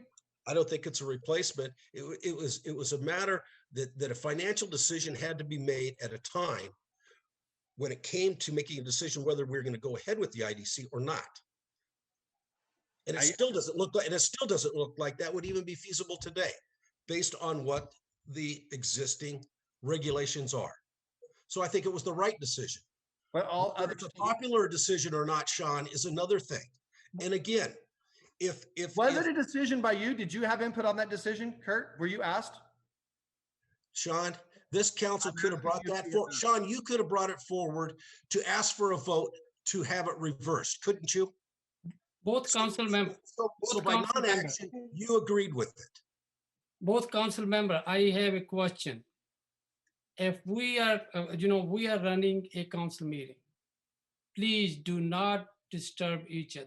Let speak one person and answer the other person. And especially we are debating, whatever we're debating, let's talk with the city manager, and certainly within 1 or 2 days, or we can come back and make some decision and bring to the council. That sounds fine. Council member Farmer, you have Councilman Farmer.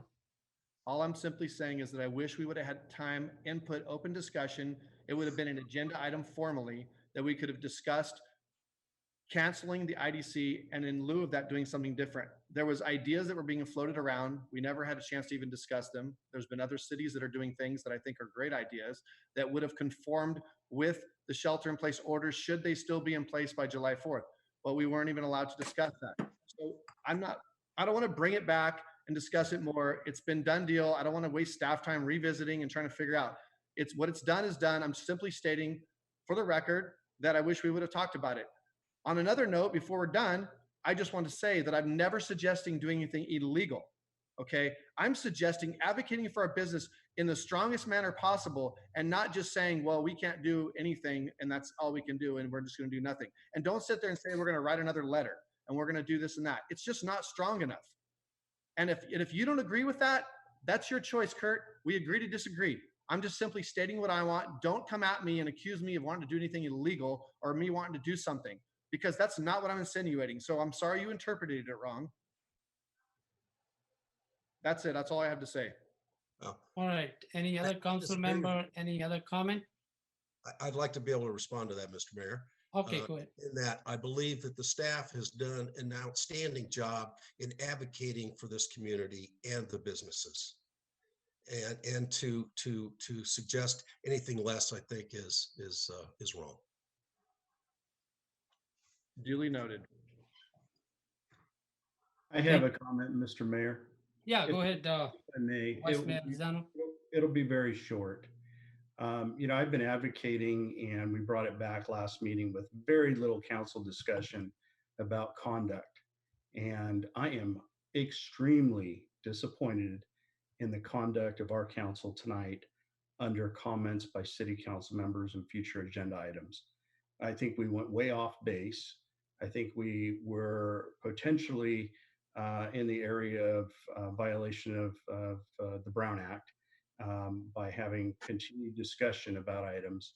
I would hope that this does not reoccur, and I would like the city manager to on the first meeting in June the same item that we had, and I'll be prepared to present a proposal at that meeting regarding conduct of council and committee members. I am again extremely disappointed. This is not how professionals act, and I hope I don't see it again. That's all I have to say, and I am done.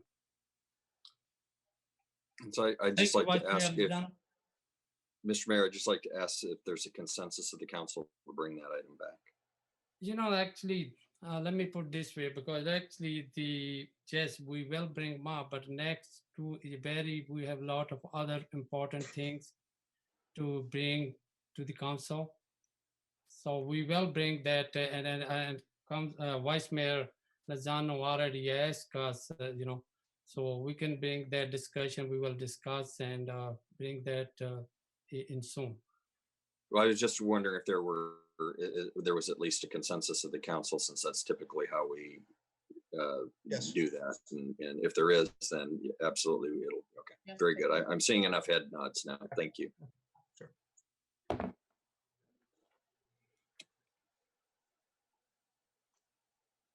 Everybody done but the comments. I can make a few comments on this July celebration. I get a lot of comment from the public. It's very hard to cancel that event. It never was done before, but it's also COVID-19 was never done before, and it was very hard decision. And I will with the staff, I certainly like to staff what other options we can do. They're doing like Armando mentioned, but if we can open some other option to what we can do on the same day.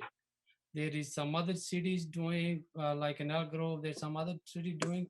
Let's more review and more research and with the city manager, and let's bring back more option what we can do to replace that event. The other comment, I really appreciate do the public comment, because if there is a more public comment, that means we get more feedback what our citizen wants. I also like to thank you for the staff doing a very great job, whatever we need to do during this COVID-19. And thank you for all the staff. Thank you for everybody. And if anybody have any question, any discussion from the council, if it's not, then I'm going to adjourn the meeting. Thank you. We adjourn the meeting.